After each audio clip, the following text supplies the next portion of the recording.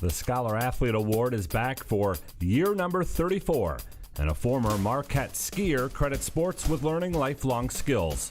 I'm John Ross, and this is This Week in High School Sports, powered by Michigan Student Aid.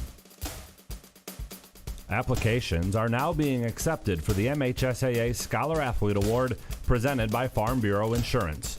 32 student athletes will eventually be selected to receive $2,000 college scholarships. This is the 34th year of working with Farm Bureau on these awards. Since the 1988-89 school year, Farm Bureau has handed out nearly $1 million in scholarships for the Scholar Athlete Award. Everything you need to apply can be found online at MHSAA.com, and the application deadline is Friday, December 2nd. Winners will be announced in February and honored during the boys' basketball finals at the Breslin Center in East Lansing in March. Seniors with an unrounded 3.5 or better grade point average who have earned at least one varsity letter in an MHSAA-sponsored sport are eligible to apply. Game balls this week go to Michigan Center's Noah Wisniewski. He scored the lone goal in a 1-0 win over Brooklyn Columbia Central. The win was Michigan Center's third of the season. Celine swimmer Angela Sana. The junior won 2 individual events, the 100 and 200-yard freestyles, and was a part of 2 relay wins at the SEC Red Meet. And to East Lansing sophomore Jace Clarizio. He scored the go-ahead touchdown and had a game-sealing interception in a 36-30 win over DeWitt. Need money for college? You need My Student Aid. My Student Aid is the go-to resource that helps Michigan families find money to pay for college. Plus, they'll guide you through the financial aid process and answer any questions you have. For grants, scholarships, and more, connect with My Student Aid, helping make college affordable for everyone. Learn more at michigan.gov/MIStudentAid.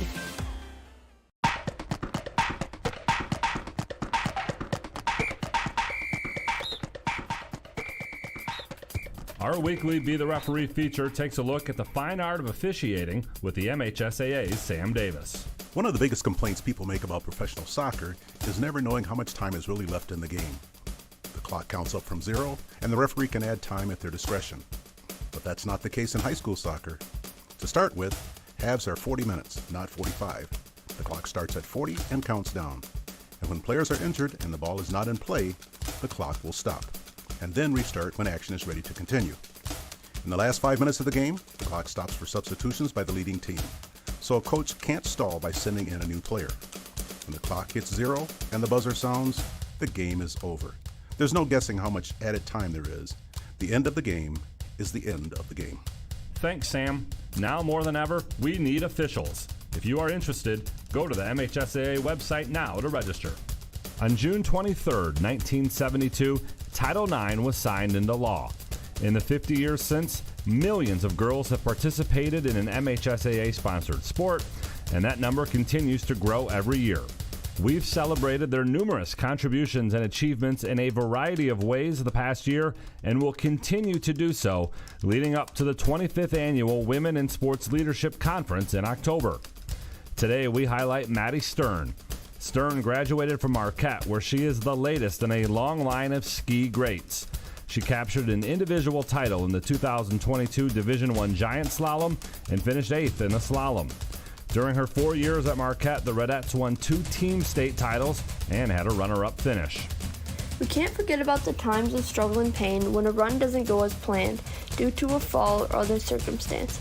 But learn to overcome these struggles and hardships, to learn and fix our mistakes to become a better skier. Using the skills I've learned as a skier with determination, grit, and passion, I can apply them to my day-to-day life as I begin to navigate college. So to me, competing as a female athlete isn't just about being a ski racer. It's about learning life skills that help me on and off the ski hill. For more information on the WISL Conference or for previous Title IX at 50 Spotlights, please check out MHSAA.com. You've been listening to This Week in High School Sports, powered by Michigan Student Aid, a production of the MHSAA Network. Thank you for joining us. I'm John Ross, and we'll see you next week.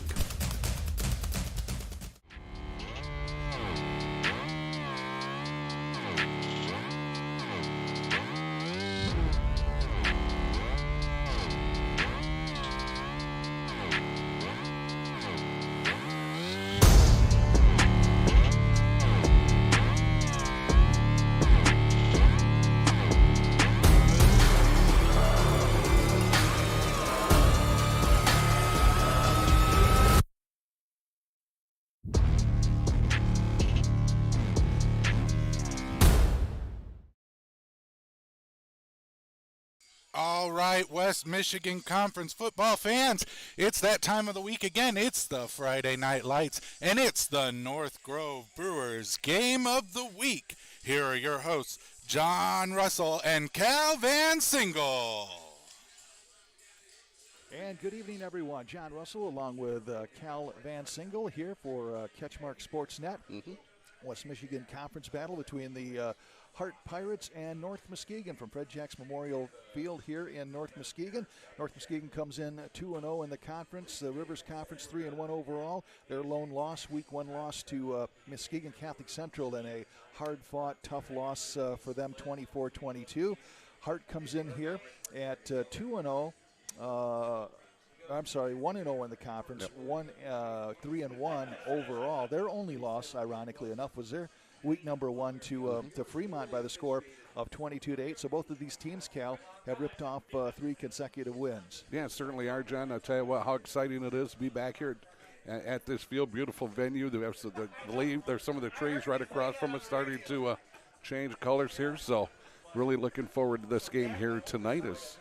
Can you do me a favor? Can you turn me down just a little bit? For some reason, I just got a whole lot louder. We don't never test this stuff, do we? No, turn it back up a little bit, please. Well, we did, and then Jesse kind of moved something, and it got a lot louder. So, tell you what, Fred Jacks Field, looking forward to this contest here tonight. Both teams, like you said, at 3-1 conference game here in the West Michigan Conference in the Rivers Division.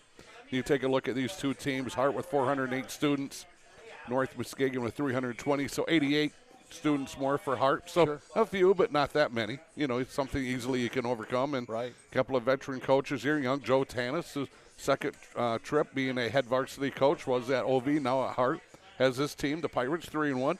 And he was pretty optimistic when we seen him when he got off the bus. He was optimistic, but also, so we're going to have to play well tonight because North Muskegon is very good. Yeah, and they're going to be playing without one of their studs, Jose Luis Anaverde, their fine running back. They're still on the leaderboard, the CatchMark SportsNet leaderboard, but he's went out with an injury, so they're hoping to get him back at some point. So they're a little bit banged up, but then again, who doesn't have injuries, I guess, right? Well, especially getting halfway through the season, right. Maybe even a little bit more if you take the 3 weeks of preseason and now you're starting to you got guys that are banged up here now. And I tell you what, 2 kids I'm really looking to watch here tonight for North Muskegon. James Young, the great quarterback, who went out last year in the Oak Ridge game to a broken collarbone, and Denny Belmonte, looking for young Belmonte here. Want to watch him run. You can tell he found the weight room. He's a physical specimen out there. Really looking forward to those 2 guys here tonight here at Fred Jacks Stadium. I'm surprised they allowed us back because we took out Belmonte and Young in the same game did. last year against Ravenna. So hopefully a better scene tonight is what they're hoping for. Hart has scored 3 games in a row where they've scored 30 or more points. First time in school history that they've done this. So as you said, Joe Tanis has come up there. He's in the school. In fact, he lives on the school grounds. I believe his house is like right at the entrance of the school. Something he didn't have at Orchard View, and that is just so tough to coach at a school and then not really be a part of the school's day-to-day activities. That's remedied up in Hart. He loves it up there, and it's paying dividends. Oh, absolutely. And I tell you what, if you can have your coach that lives in the community, let alone live almost on the grounds, right, where he can open up that locker room, he can access to the football field, he's around the kids 24/7. It's a huge, it's a plus. It's a win-win there for Hart. You're getting a great young football mind in Joe Tanis, and hopefully here Hart's just going to get better and better. They have struggled, kind of here for many years, John. Yeah. And I think I have it written down here, but they are North Muskegon since 2001. North Muskegon's 10-1 against the Hart Pirates. Hart won in 2011, 21-20. That's their lone win in 11 tries here. Yeah, I think the history is like 68 games, and North Muskegon leads the series something like 53-15. So it's been pretty dominant. Yep. We're going to, I believe, get Scott DeCamp in here. So what we'll do while Cal switches out here, I'll tell you about the other games that we'll be keeping you track of in the conference tonight. Of course, Manistee takes on Whitehall. Montague is at Ludington. Fremont is at Oak Ridge tonight. Hart to North Muskegon right here. That's our CatchMark SportsNet game of the week. Ravenna at Mason County Central. Shelby at Hesperia. White Cloud at Holton. And Muskegon Catholic takes on Orchard View. And it's my pleasure to welcome in Scott DeCamp of CatchMark SportsNet. Welcome aboard. Thanks, in the cockpit again. Yeah, you never know who you're going to talk to around here. You ready to get this plane off the ground or not? I will hope so. Yeah, I don't know about my pilot license. It might have expired, but no, I'll tell you what. We were talking, Cal and I, about this Hart team. First of all, Joe Tanis has come in after, he was at Orchard View for several years. Spent some time over at Ravenna. I believe he was an assistant coach under Doug Samuels over there when they had a couple of good years over there. Now he's back head coaching again. He works with the Ironmen as well. I mean, this guy's just got football in his blood, and he's good for the game, and it's good to see him land over in Hart. Oh, yeah, he's trying to kind of establish this culture there, Yeah. Culture to maybe change the mindset in that program and, hopefully bring some stability. They've been trying to do that for a while, but trying to get it going. And, so far so good. This year off to a great start, 3-1. Yeah, they put up some numbers. I mean, we were just talking about that, too. 3 games in a row, they've scored over 30 points. I believe, as you noted, the first time in school history they were able to do that. So some good things happening. I know some challenges. Got some players that are out, banged up a little bit. So it's never easy, especially now when you kind of get in the teeth of the schedule. So to see how they respond here at North Muskegon. Yeah, Jose Luis Andeverde is one of the kids that's out. I saw him. I was at the West Michigan Conference Sportsmanship Summit Tuesday at Fremont, and I saw him there. He was one of the student leaders there for Hart. Right. And I saw him in a sling. I'm like, oh, that doesn't look good. And I don't know this for fact, so when I say this, please take it with a grain of salt. I'd heard it's potentially a collarbone. I don't know if that's true. But, that's a kid. He's probably one of their top, if not the top running back and playmaker on their team. And to lose a kid like that when you don't have a ton of depth to begin with. But, yeah, they've got, that hurts them. And I was talking about this, too, the CatchMark scoreboard that we put up. He's been not playing for a couple of weeks, and he still is, that just goes to show you how dominant he was early in the season. Yeah, for sure. He's still showing up on the stat sheet. For sure, yeah. They've got the injury bugs kind of bit them a little bit. They've had some, kids, different various things going on. And as we talked about before the season, a couple of their kids that two of the better athletes in the school aren't playing because they got other pursuits, Right. One wants to pursue track, Division I potentially. Another one wants to pursue basketball. And, sure. You got the kids have to make their own choices. And Joe Tanis' philosophy is we're going to roll who we've got. Right, exactly. Let's talk a little bit about this North Muskegon team. Coach Larry Witham, one of the guys that it's always good to have these kind of guys, born and bred right here in North Muskegon, come back. He always told me a long time ago, he said, it was always my dream to coach football for my hometown team. Had a great career as a softball coach here. And I'll tell you what, and when I was talking to him this week, I says, the only thing that's been going against you is over the years has been numbers. I mean, they are not an easy out for anybody. They battle. They're kind of like those ankle biters out there. They're going to give the big boys a run for their money. It's just that they've had trouble over the years. They don't have a lot of numbers, and you start getting decimated by injuries, and next thing you know, you got Larry Witham and maybe an assistant coach along the who's going in next. You have to draw straws, right? Yeah, and he's they've always got some really good-looking skill players, it seems like, but it's just maybe finding enough guys up front to kind of hang in there against, you got to look at the way it was in the conference with the likes of Whitehall, Montague, Oak Ridge, bigger schools than North Muskegon. Right. And now they're in a division. They have the West Michigan Conference in the 2 divisions where they're facing similar size enrollment schools, and so maybe it's a little bit different situation than what it was before. Although I will say that, as you said, North Muskegon has long more than held its own against the big boys in the league. Starts out with their quarterback, James Young, over 1,000 yards passing already, about 4 weeks into the season. And, there was expectations for him coming in. He was injured last year, missed a good portion of the season. In fact, Cal and I did that game. I said, lucky that we're welcome back here because they lost Belmonte and Young in that game against Ravenna last year. But he's come back with a vengeance, just a fantastic thrower there. It's kind of like Air North Muskegon, Air Norse here, isn't it? Yeah, they like to throw the ball around the field, and they got just a bevy of receivers to throw it to as well. And, you look at T.J. Byard, a sophomore. You look at Ben Myers, a junior. Alec Newville, I believe another junior. I mean, and it doesn't stop there. They've got 2 or 3 other kids that you can really rely on. And then you got Belmonte in the backfield. Sure. So that's a nice piece back there as well. Want to kind of zero in on some of the other games around the area here tonight. A game that's kind of intriguing, I think, Montague at Ludington. And, you know, you never really want to say at the high school level a must-win or anything like that. But from Montague's standpoint, and possibly Ludington, I mean, you know, Montague's coming off that tough loss to Whitehall last week. I mean, you got to figure that, you know, you don't want to be losing too many games in football, and they've already are down 2. And they really feel like they got to take care of business on the road tonight against a very competitive, very tough Ludington Oriole team. That, to me, is potentially the most intriguing game of the night.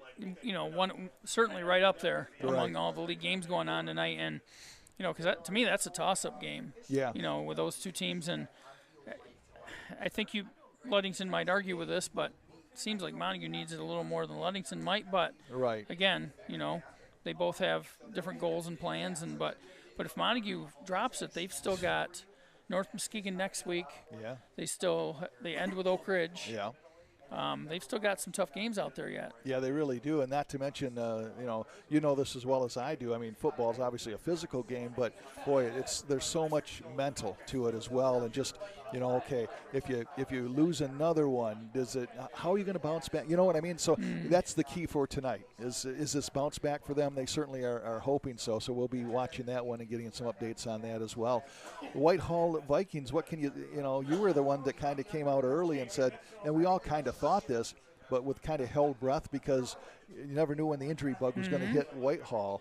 But you said, man, these guys are big. They look strong. They look good. And, boy, they have been as advertised, haven't they? No question. And they play Manistee tonight. And I know Troy Bitework, the Manistee coach from my days at the Kalamazoo Gazette. He was at Portage Northern. Yeah. We were texting last week after last week's games. He goes, Whitehall's pretty good, huh? Yeah. I go, yeah, they're really good. He goes, nice. And he goes, how's the Stratton kid look? I go, he's really good, too. I go, he's kind of like I'm not calling him Brady Rose. I'm not going that far, but he kind of has that kind of style, that, you know, smaller kid who's elusive and makes some things happen. Right. And Troy Bitework actually is friends with Matt Koziak. They do a lot of stuff in the summer because they run similar schemes. Sure. He goes, I'm going to tell Koziak you're calling this kid the next Brady Rose. I go, hold on. He goes, I'm just kidding. I'm not going to do that. But, no, Whitehall's a great team. Manistee's got a tough task tonight. Any surprises before we let you go here? I mean, is everything kind of shaken out as you pretty much thought? Both of these? Pretty much as expected. I mean, I'm looking forward to next week's game of the week as well, which is Whitehall at Oak Ridge. And then 2 weeks from now, we'll be back here with Ravenna at North Muskegon. And then we'll be the following week, we'll be trying to get where we're going to be. We're going to be Oak Ridge and Ravenna. Okay. Ravenna, Oak Ridge. And then week 9, we're going to be Oak Ridge at Montague. So we're going to be seeing a lot of Oak Ridge in the next few weeks. Yeah, so we haven't seen them yet, but we kind of more than make up for it. Yep. And they are one of obviously the key teams there. Yep. Well, Scott, appreciate it. And I know you got to get to work down on the field there. We appreciate that here on senior night. So get some pictures and write a good story. I know you always will. So all right, thank you. Appreciate it, man. Thanks, man. Have a good call. You bet. Thank you. Thanks. That is Scott DeCamp of CatchMark SportsNet. Always a pleasure there. I want to take an opportunity while we're switching out here to talk about our sponsors here tonight, who we could not do this without these fine folks. Of course, our title sponsor is North Grove Brewers in Montague for that social night out with the family and the friends. Come on out, check them out. They're located right there in downtown Montague. Have some great sandwiches, some trivia, live music, all sorts of stuff.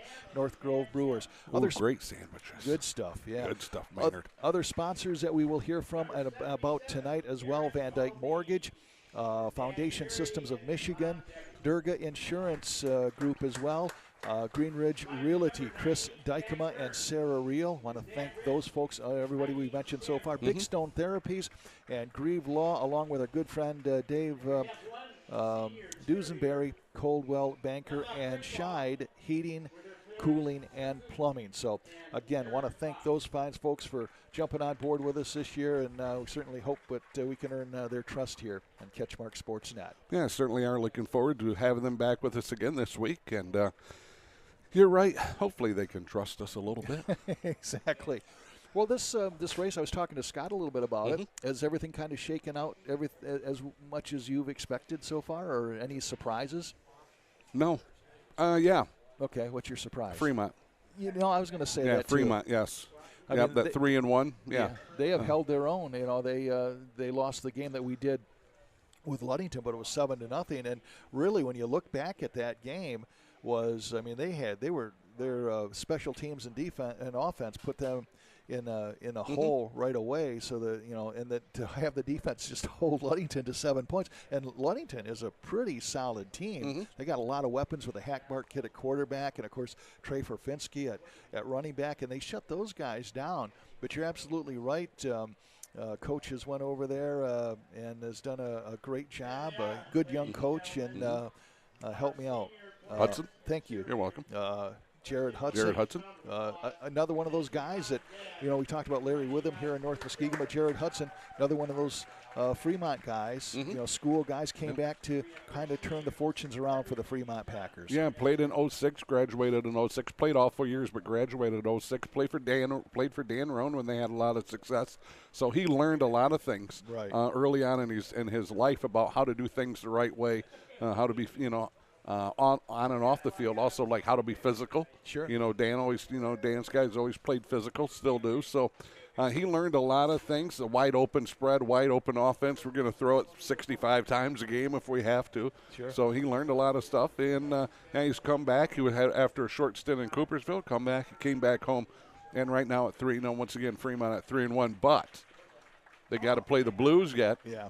And they played that red team that's just south of Montague by the name of Whitehall, who's really good. So, they got their hands full now. Yeah, they got an Oak Ridge tonight, so that'll be interesting for them for sure. Yep. And, we wish them. Montague's had their struggles. I mean, they've already, after 4 games, have lost 2 of them. Tough loss to Ravenna, and then last week the one-sided affair against Whitehall. So they are playing tonight. They're playing, an interesting game for them, an intriguing game in Montague and Ludington. I mean, it's, that must-win type of situation. I mean, for mentality more than anything. I mean, when you're talking football, you can only afford a loss or 2. They've already got 2 of them. I mean, you don't want to be, 6-3 or, 3 losses and you still have Oak Ridge on the schedule. And well, that is correct. That's a team, Montague, I think that's going to get in even at 5-4 because of that strength of schedule. Montague, that second smallest school here in the Lakes Conference, 441 students. Ludington at 687, Fremont 662, Whitehall 627, OV at 604. Montague's going to win some of those games. Not going to win them all, but they're going to win some of those games. So they're going to get in, I think, even at 5-4. And I think they're going to be able to do something. One thing to take a look at Montague-Ludington. Sure. This is nothing new for Montague to be in a big game. Right. Ludington, all of a sudden, they're not used to playing in games like this against caliber teams like this. Right. Even though Montague's maybe a little bit down, and Montague's hungry. I'm sure they did not like what happened to them last week. They're going to be hungry, going to be angry. They're going to want to, get that. The Wildcats are going to want to get their ship righted in a hurry. And sure. What a better time to do it tonight than against Ludington. Exactly. The journey for these 2 teams here tonight, North Muskegon lost a tough one, a heartbreaker over at Hackley Field, the season opener by the score of 24-22 to Muskegon Catholic Central. Then they ripped off impressive wins against Orchard View, Mason County, and Hesperia. Hart lost a tough one to Fremont. We talked about, Fremont looking pretty good this year, 22-8. And then they have rolled off 3 wins against White Cloud, Shelby, and Muskegon Heights, winning 38-19, 38-6, 36-14 for the first time in their school history. They have scored 30 points in 3 consecutive games. Certainly have. You can take a look at the Lakes Conference. You were talking about teams in that Lakes Conference who we thought was going to settle out at the top. And look at, here we go. We have Oak Ridge. We have and Whitehall sitting there 1-2, both of them undefeated. And, Montague just a couple games back, but watch for Montague start to climb back up that ladder now. And I think really this is going to settle out. It's going to be in Oak Ridge. I think it's probably going to end up being Whitehall, Oak Ridge, Montague, those top 3. And I think that's probably how everybody thought it was going to be here in the preseason. Meanwhile, this Rivers battle is pretty tough, too. You got North Muskegon. Their only loss, as we said, was their season opener to Catholic Central. They are 2-0 in the conference, 3-1 overall. They've scored a bushel basket full of points, 167, only giving up 30. Ravenna What are your Coach Justin Ego and his troops having over there? They're 2-0. They're 3-1 as well after that big win, especially against Montague early in the season. And Hart's hanging in there, 1-0. They are 3-1 overall. They got some injuries, but they're going to get a test here tonight against the North Muskegon Norsemen. And certainly you take a look at their Ravenna, good ball club. That win over Montague, I really think psychologically really helped those kids, like all of a sudden, hey, man, we just beat Montague. Yeah. And, even though it was close, they hit them the entire game. That was a physical game. Sure. That was a hard-hitting game.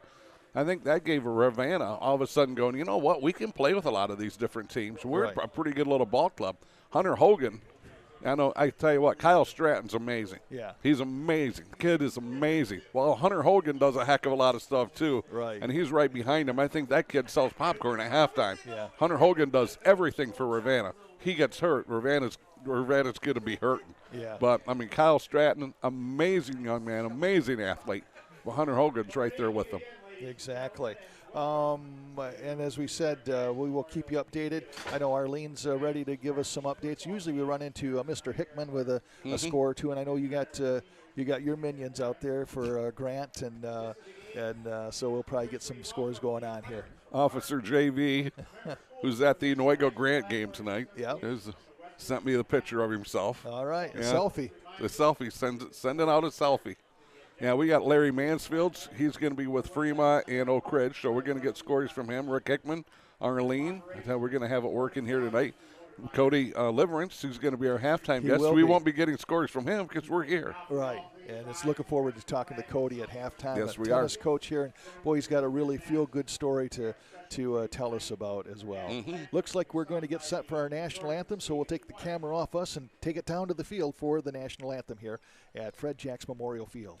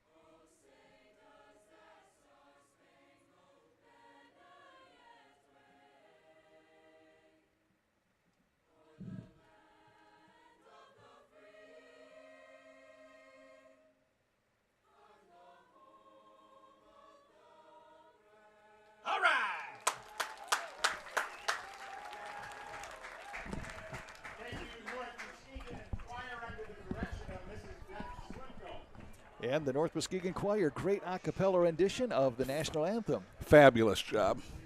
And Cal is a music guy, so tears came to his eyes there. It's funny because I did not like music as a younger guy, but then you get married and your daughters get into music, and all of a sudden you learn to love music, and ever since then I've actually really enjoy listening to music now. Listening, not singing, is that what we're saying? Oh, gosh, no. No. Your thoughts on tonight's game here as both the teams head to midfield here for the coin flip. On paper, you would say that this is going to be a home game for North Muskegon and probably favor them. Hart comes in a little bit banged up, but they're not going to give any quarter. They're gonna tough it out and play that single wing offense. It's ground hard against Air Norse, I guess. Right? I think it is, and I'll tell you what, that's why you play these games. Every indication, this one is North Muskegon, but you know what, John? You play these games, you got playing for 48 minutes. Right. Could Hart step up and beat them? Yeah, they certainly can, because we have to go back all the way back to 2004. The Oak Ridge Eagles came in here and beat North Muskegon 61-6. Yeah. And then North Muskegon turned around and beat Oak Ridge in the playoffs. Anything can happen on any given night. And that was the year that we followed North Muskegon all the way to, I always call it Swan Lake because it was appropriate that night with all the rain, but it was, what was it, Swan Valley, wasn't it? Saginaw, Swan Valley. Yes, and it was. And it turned into and North Muskegon had a very fast team that year. Fontensteel was a running back. Horton was a quarterback. and they couldn't really use their speed because of all the rain, and the field was a quagmire. In fact, I think they had a lightning storm, and I don't know if we had lightning, but we had everything but that. That was the first time I thought a press box might sink. Yeah, I mean, we kept moving our equipment in because there's so much more rain just kept coming in. It was one of those vertical rains coming right in the press box. And, yeah, Fortin, who went on and played baseball at Western Michigan, Fahin still, I think, played, oh, my goodness, you got to try to remember back to 2004. I think he played at the Citadel. I was going to say, or was it Ivy League or something? It was one of those. Yeah, it was a prestigious school, someplace you and I weren't going. Yeah. Hey, speaking of schools, you informed me that Noah Stewart of North Muskegon has some big news here. Huh? Yeah, I tell you what, he's a 3-year member now of the University of Michigan football team, and maybe you might be able to see him tomorrow out there plays defense, get in on a little bit of action. Walked on at U of M here a few years ago, and I tell you what's made the team. Congrats, Noah Stewart. That's a tremendous accomplishment, and he's gonna leave there with a degree and a handful of rings and memories to last a lifetime.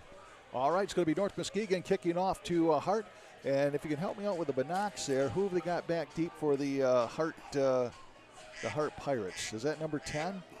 Is that? I think it is. It's just got to turn a little bit. Hertzler is near us over here, and. It looks like one's over on the other side.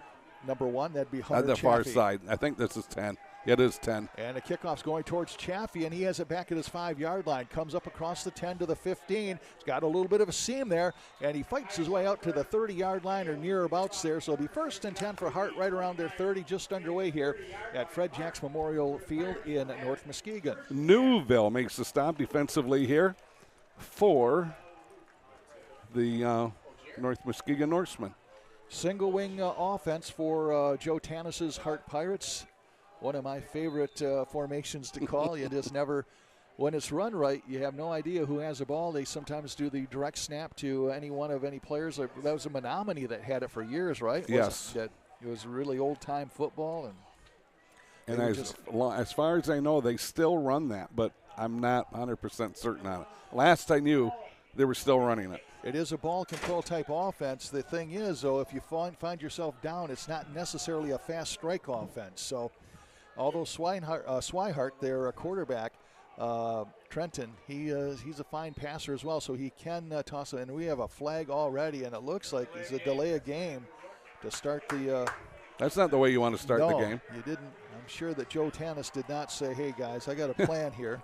We're going to start 5 yards back. We're going to start 1st and 15. I can almost guarantee you that did not come up in the conversation on the bus over here. No, you would think they would have maybe had that first play already, figured out, but maybe North Muskegon showed them something different in what they thought defensively, too. Swihart out of the shotgun, and it is snapped up to one of the running backs, and he fights his way up to the 21-yard line. Over there on that stop is Rudisell. And Sam Gallo, what we've called his name a lot through the years, have we not? Sam Gallo. Do a nice job by those two, wrapping them up, bringing them down, setting up that, they're going to give him a yard, I guess. Hard-earned yard. Yeah. 2nd and 14, ball on the 21-yard line, and have to be on my toes here because, as I said, they'll snap to a running back just as often, if not more, than the quarterback. Out of the shotgun is Swihart. He gets it this time. He's going to roll to his right. Here comes the rush. Throws it. Just tries to get rid of it.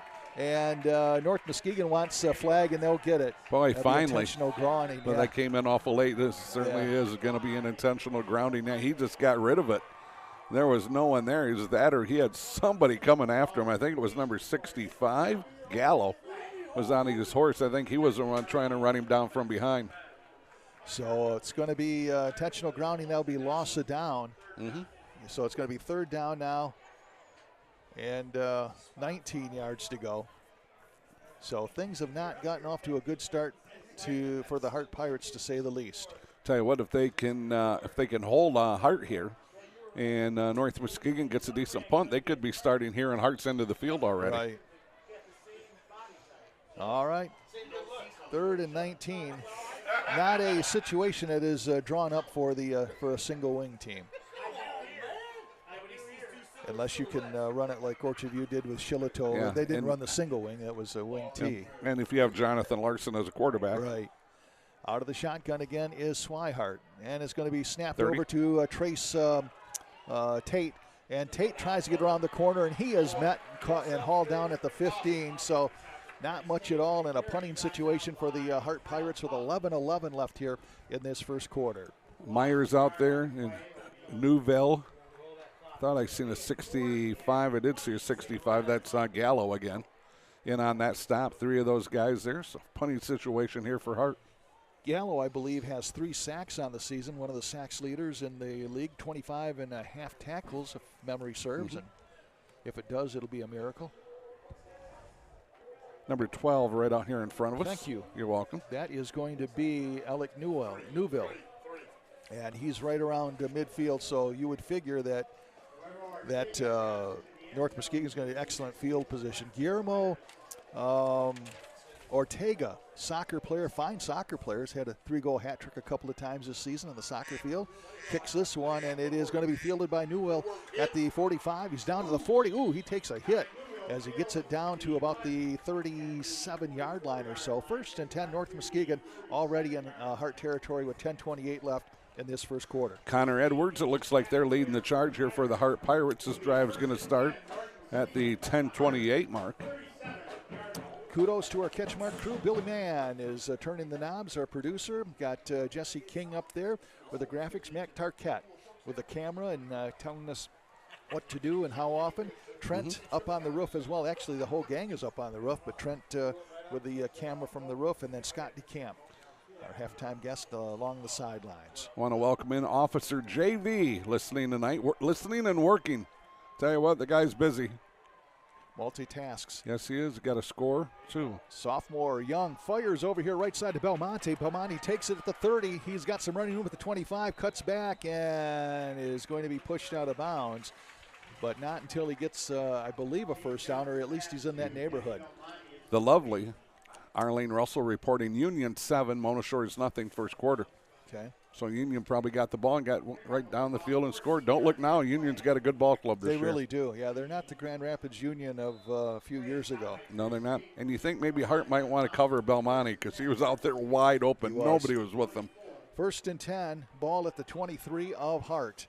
In motion comes Alec Newville. Back to pass is Young. A little dump-off pass here to the left side. That's number 15. That's T.J. Byard, their leading receiver, and he has it down up to about the 17-yard line, and he is going to be close to another first down. In fact, he is going to, well, we'll see for sure. I think on that, Revan Gale with the stop there defensively. And have another score, Oak Ridge 8, Fremont nothing, also early in the first quarter. Could be a long night for Fremont Packers. Yes, they have ventured over to the 31 quarter finally. And yeah. So it's going to be a first down for North Muskegon, moving the chains here, moving at will. 9:48 left here in this first quarter.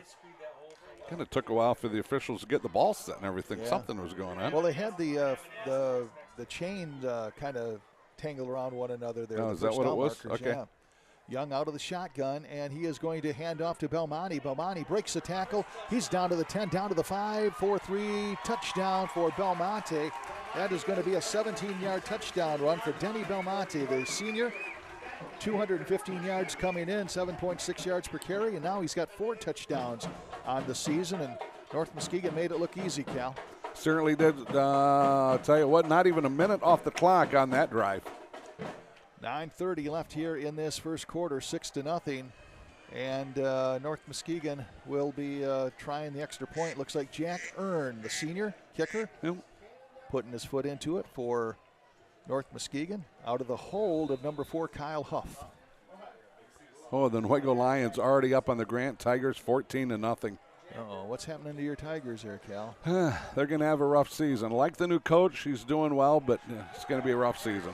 And Earn pumps it through the uprights good, so just like that, with 9:30 left here in this first quarter, North Muskegon up 7-0. While you're doing that, give an opportunity to talk about our sponsors. We talked about North Grove Brewers, our title sponsor here. Let's talk about Van Dyke Mortgage a little bit. Commitment to finding you the right home loan. Mario Flores and the gang over there do a fantastic job. Experienced staff, they will put you in the right home for the right price. And I know it's challenging the house market time right now, but they'll work at it to give you the best deal possible. 460 West Western Avenue, Muskegon, Michigan, 49440 for Van Dyke Mortgage. Quick shout out here to Snoop Bridgeford. There's a name Chris Corbett, Sam Gallo, Jack McNally, and Eli Rudisell. Offensive lineman here for North Muskegon, doing a great job on that drive. Opening up some big holes, giving Champ Young plenty of time to pass. And then once again, you have the Belmonte 17-yard touchdown run. John? James Young, you mean? Brother Sorry, Champ. James they Young. They used to have Champ here, but easy to say. Okay, we got a short kick, and now we're going to have coverage by North Muskegon. The ball's going to be 1st and 10 at the 21 or 20-yard line. So 1st and 10 for Hart at that point with 9:24 left here in the first quarter, 7-0. North Muskegon already up. Newville over there, A.J. Larkin over there, Lane Brady, also 3 of them right there to stop him from getting any further. 9:24 on the start of the drive. This drive starts at the 20. See if Hart can have a little bit better luck than they had their initial drive. Got off to a delay a game penalty, and then it was downhill from there. Arlene reporting now Mona Shores and Union are tied. Thank you, Arlene. And it's a snap over here to QB. No, it wasn't Swihart. It was one of the running backs. That might be Trace Tate again. I'll wait and see. Oh, it was 11. My bad. Thank you. That's going to be Connor Edwards. Sorry, thank you. And Edwards gets about a yard, so it's going to be 2nd down and 9. Garrett Galdine on there, and Sam Gallo again. 7-0, North Muskegon on top. Beautiful night here. The sun has gone down. Appreciate the sun going down a little bit because it was right there and it was right in our eyes. Tell you what, you see the trees turning colors here. A beautiful time. It's really kind of the first football Friday night as far as a nip in the air a little bit. Out of the shotgun is Swihart. Trenton Swihart is going to be snapped over here to number 11. That's going to be Connor Edwards again. He's going to try left side and nothing going there. Great pursuit by the Norse defense. Okay, here we go defensively. Brandon Ripstra. Better get that name right. And Newville again in on that stop defensively here for the North Muskegon Norsemen. Coming in 69, Jack McNally. McNally Road Atlas. Yeah. Chuck Ripstra, his dad, basketball coach here for a lot of years at North Muskegon. Got to be a little bit concerned. Football season, right? Oh, yeah. Just get me my boy healthy for basketball, right? Yeah, and Gallo. Yeah, when you're a small school, you got to have those multi-sport athletes. And this goes back to Swihart. Has a little bit of time, fires it this time, and he overshoots his intended receiver. It was intended for number 9, Chase Gale.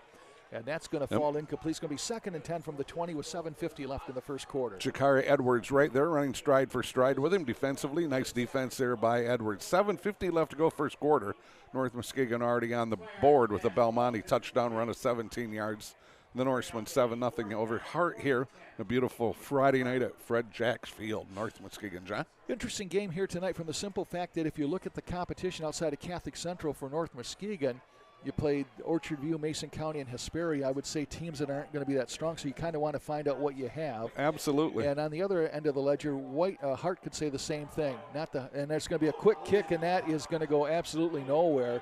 It's going to be a net of about 5 yards, and it's picked up by Newell, and he'll take it down to about the 22-yard line. So it's 1st and 10 for North Muskegon at the 22 with 7:44 left.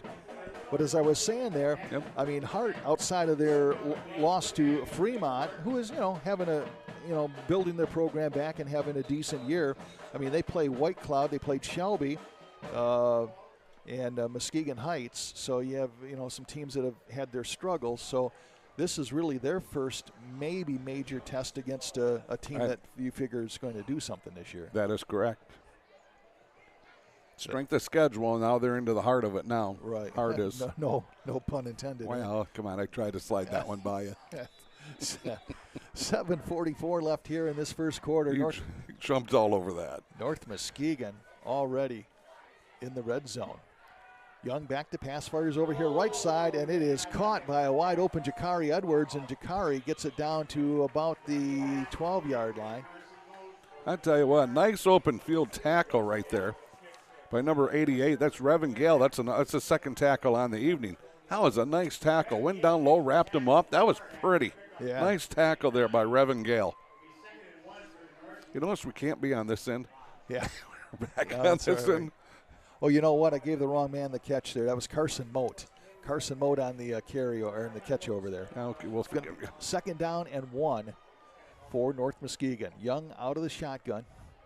Looking over the middle, fires it, and it is caught there by Byard. And Byard fights his way inside the 5 to about the 2-yard line, where it'll be first and goal for the Norse with 6:57 left in this first quarter. The senior quarterback and / defensive back, Trenton Swihart, makes that tackle, does a nice job going down low and wrapping him up. Whitehall, 7, Manistee, nothing. First quarter, thank you, Arlene. And it's going to be first and goal from the 2, they're going to call it. Belmonte time? Yeah, I think so. And Belmonte gets it. Hart stacking him up, though, and they do not let him get in the air, did they? No, they did not. Side judge is saying about the half-yard line. Yeah. So Hart trying to put together a little bit of a goal line stand here. Good defensive push that time. I'm sorry. Nope. Good defensive push that time by that Hart defensive line. They kind of moved that the North Muskegon line back, and Right. they got to Belmonte quickly. So it's going to be second and 1. Second and goal from the 1-yard line. Young out of the shotgun's got 2 wides to either side. Belmonte standing next to him, man in motion. Left side is a keeper by Young, and Young is going to burst into the end zone for a touchdown. 1-yard touchdown run for James Young. And the North Muskegon Norsemen are now up 13-0 over the Hart Pirates with 6:04 left in this first quarter. Well, that one took a little bit more than a minute, John. The last one took less than a minute. This one took a little bit more. Started the drive at 7:44. They score at 6:04. Of course, when you started around the 23-yard line, you don't have to go very far, do you? No, you do not. All right, it's going to be Jack Earn trying his second extra point of the night. I got an update for you after this. All right. High snap brought down nicely. Kick is up, and it is good. 14-0, Norse on top. 6:04 left here in this first quarter here at Fred Jacks Memorial Field, North Muskegon. Did you think by any chance the Mona Shores Union game would turn into a track meet? Well, we know that Union is better. It's tough to call them, but no, I wouldn't know.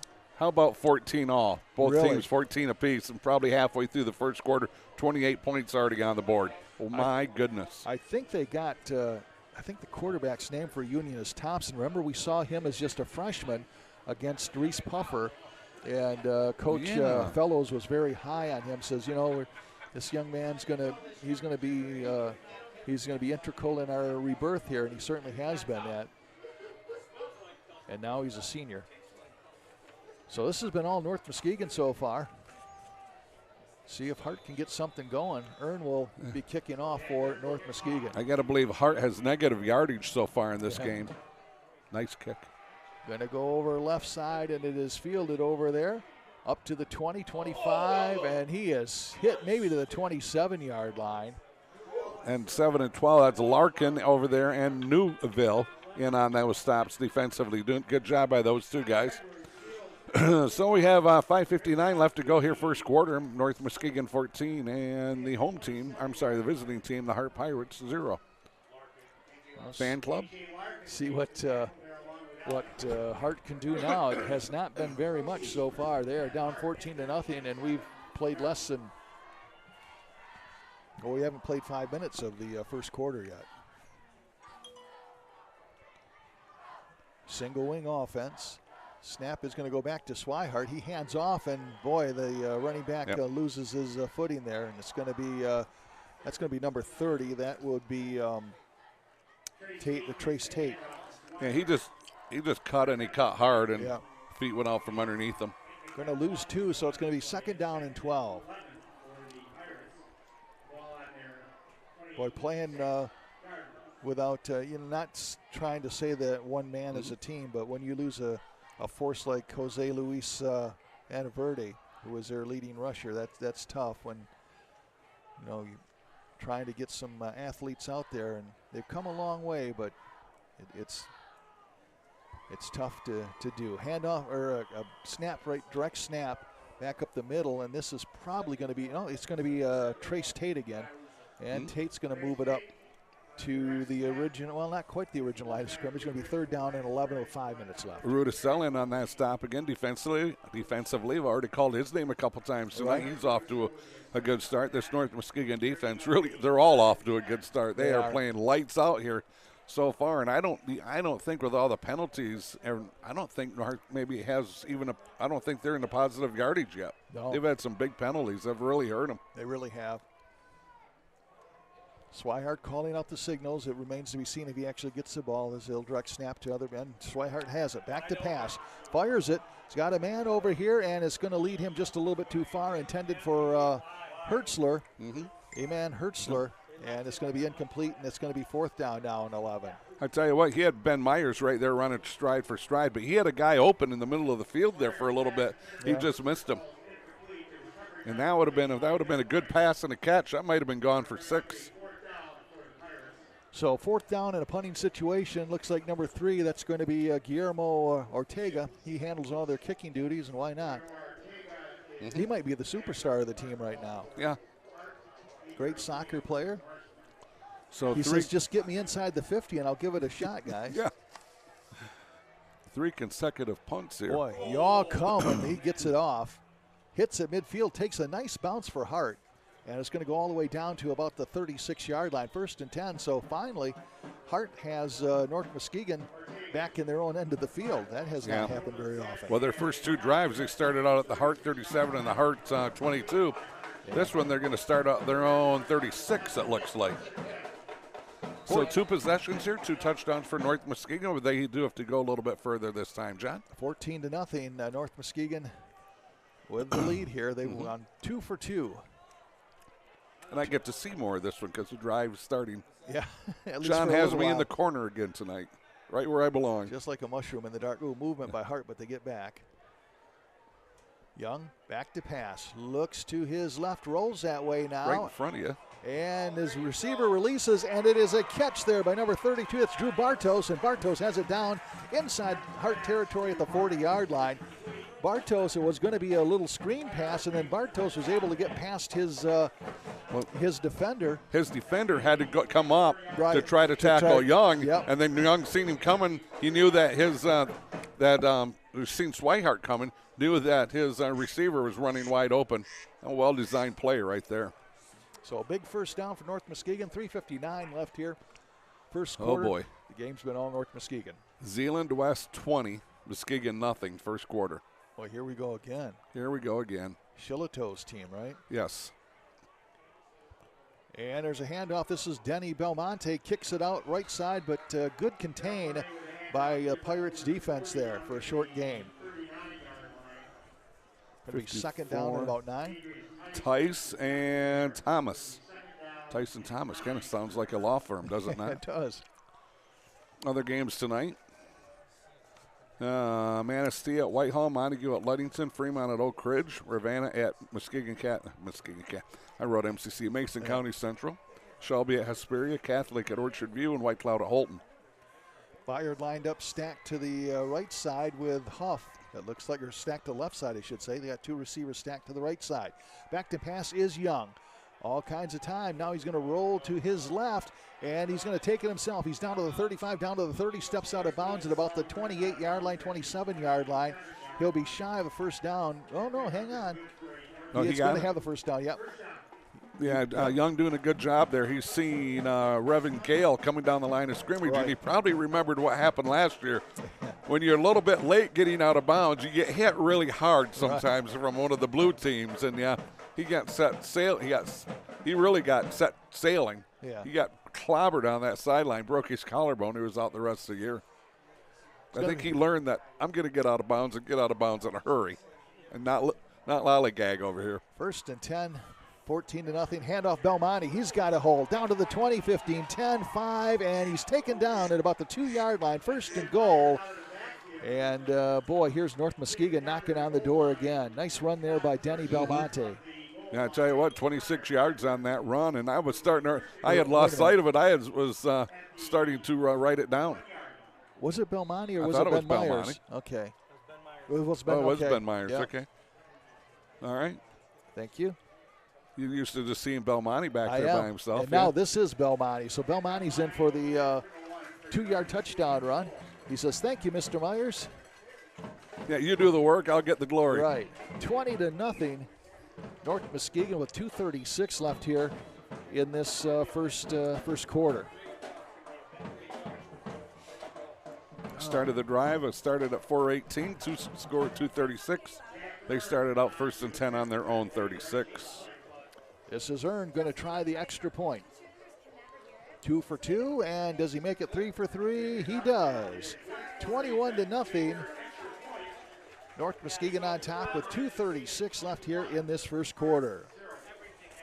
Give you an opportunity to talk about one of our fine sponsors, Foundation Systems of Michigan.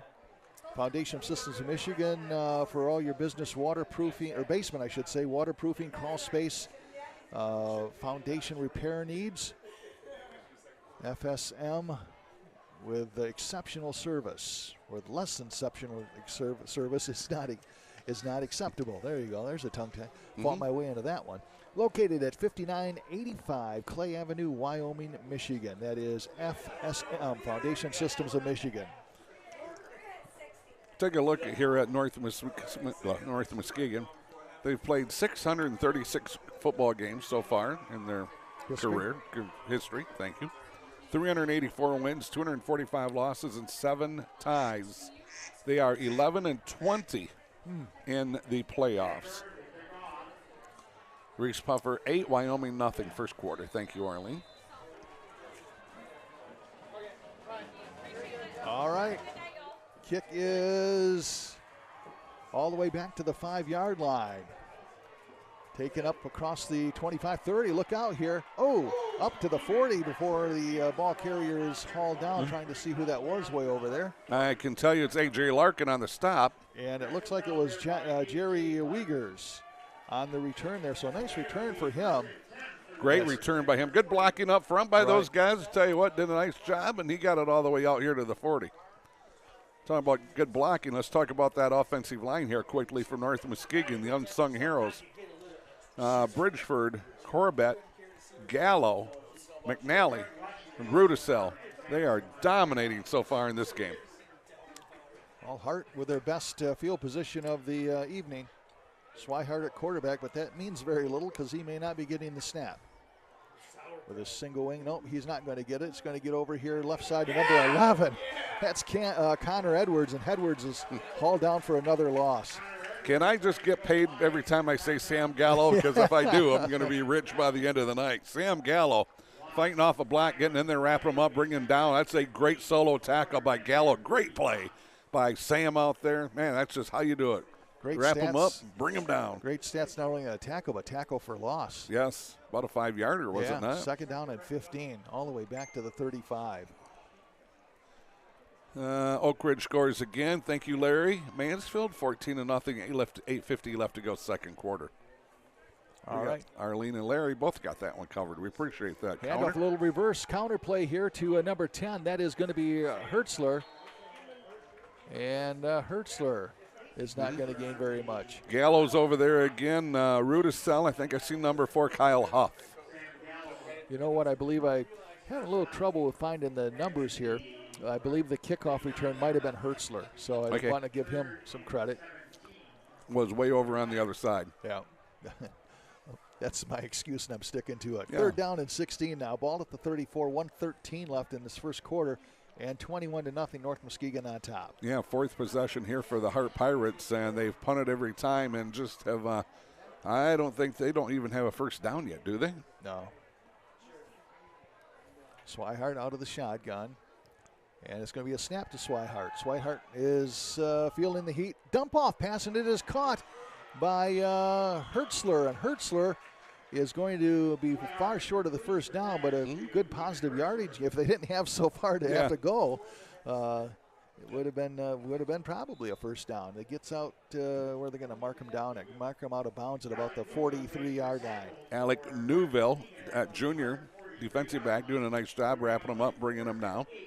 You know what? Are they going to try to go for it? I'm thinking so. I mean, you're down 21-0. The punting isn't exactly, although Iman or not Iman, but Guillermo is a great punter. But when you're down 21 to nothing, maybe you just say, hey, what the heck? Try something.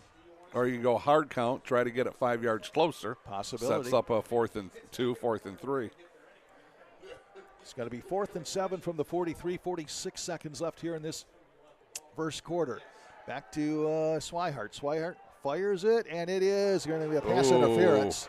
Intended for number 9, Chase Gale, but all over his back was a defender for North Muskegon, and that will be a first down. So they got the first down. They got it via penalty, but that's okay. They'll take it. There you go. And that was a good call by the official.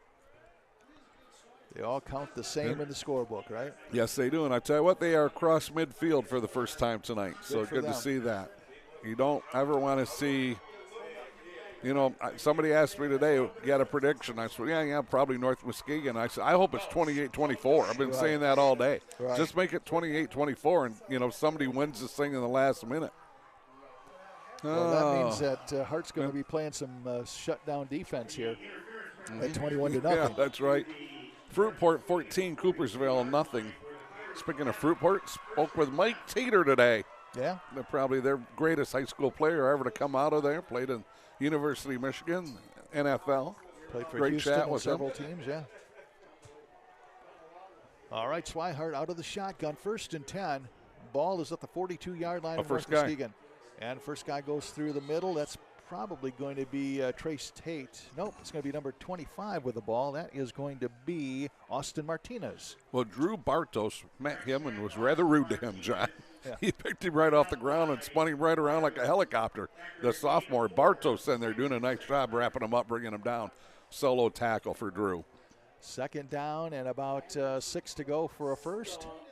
Ball is down to the 37-yard line. Deepest penetration for Hart, and that will likely be the final play of quarter number 1, and it will be. So, 1 quarter in the books. North Muskegon Norsemen on top, 21-0 over the Hart Pirates.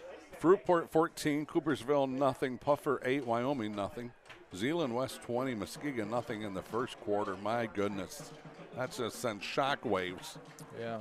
It's not been an easy year for Shane, has Boy, it? it's been a tough year. They're busted up, banged up, that Warren De La Salle game. Yeah. I mean, that was a hard-hitting game, and they have not been healthy the entire year. One of their best defensive players has been out with a broken arm. They get him back next week. But it's kind of a mash unit over there. Mona Shores and Union are tied last we heard at 14 apiece. But when you're North Muskegon, you're not going to get a lot of sympathy, are you? No. Also know that Newaygo was running away from Grant. Last we heard 14-0 early in the first quarter. Did several Grant Newaygo rivalry games back in the years. Always good games usually, but it's kind of worm has turned a little bit in recent years, hasn't it? Yes, it has. Durga Insurance Group, want to thank them for being a fine sponsor.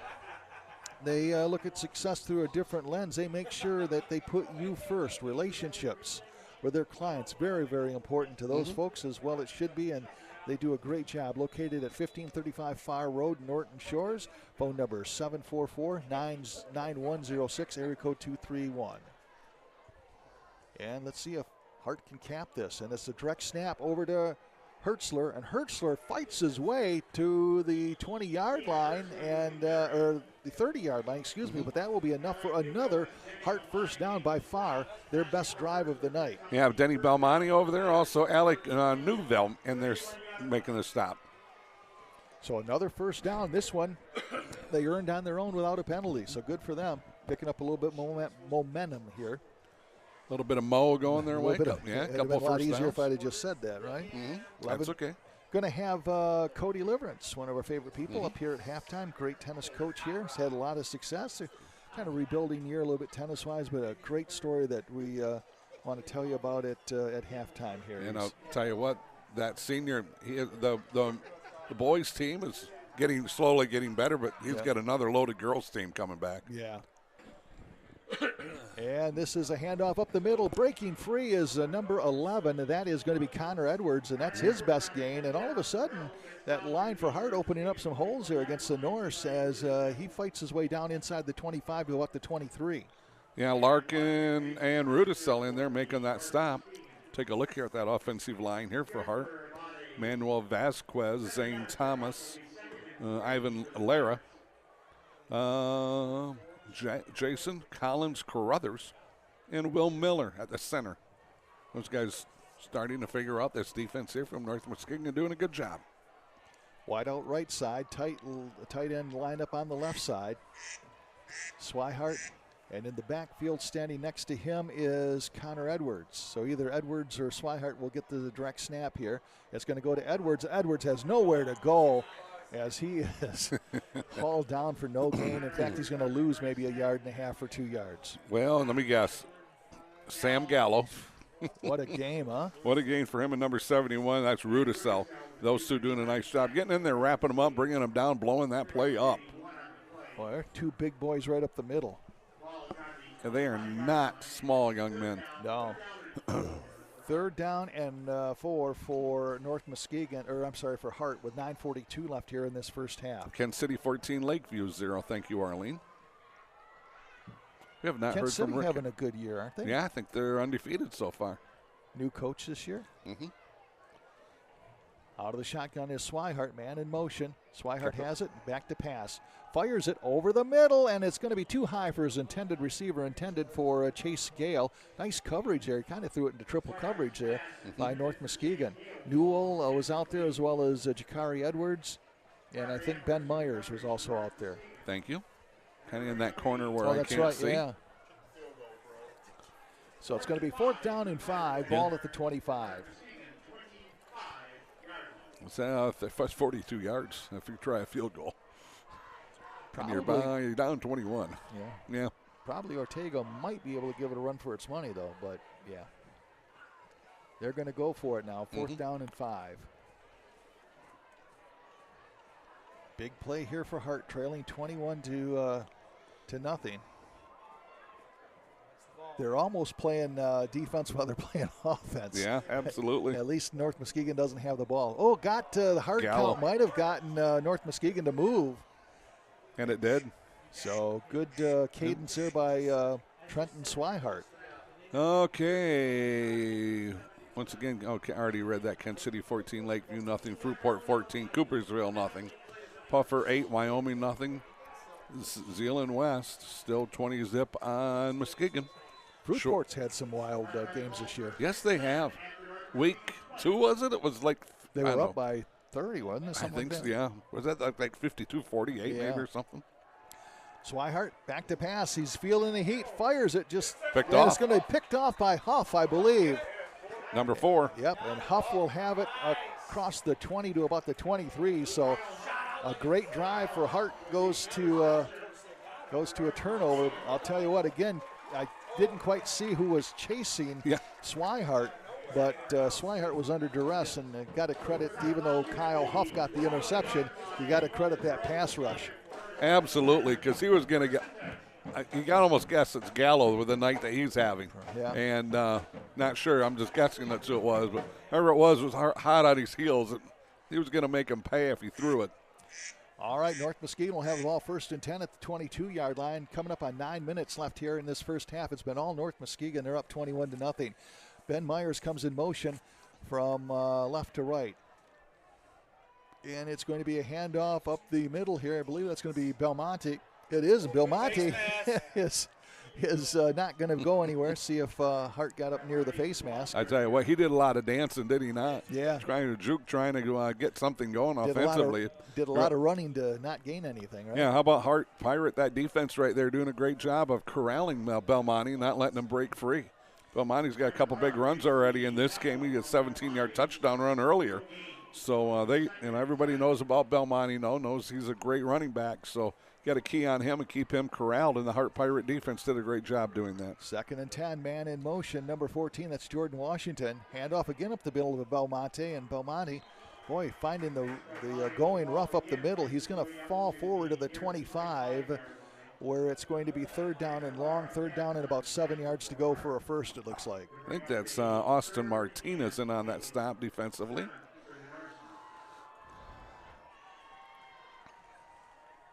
So the first long 3rd down situation for North Muskegon. We have a great mobile quarterback in Young who can either throw it and run it. Kind of what they got 4 wideouts, do they not? 4 wideouts, empty backfield.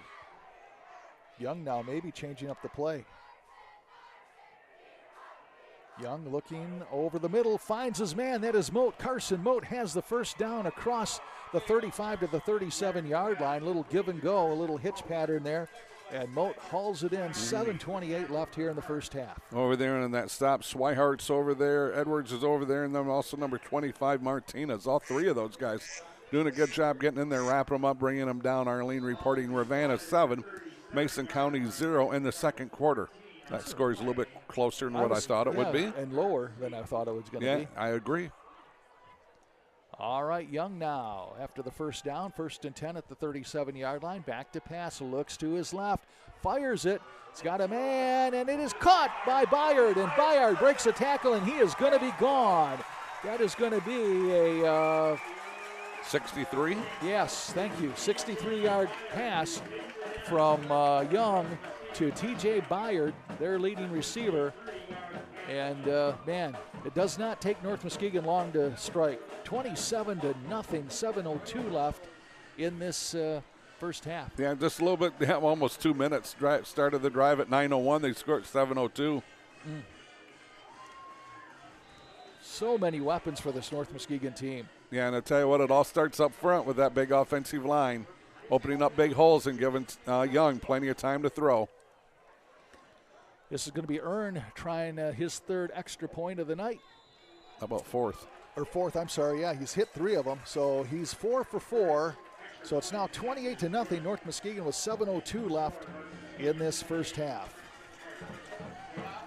Give me an opportunity to talk about Green Ridge Realty, Chris Dykema and Sarah Reel, your agents, local real estate experts with a multitude of experience.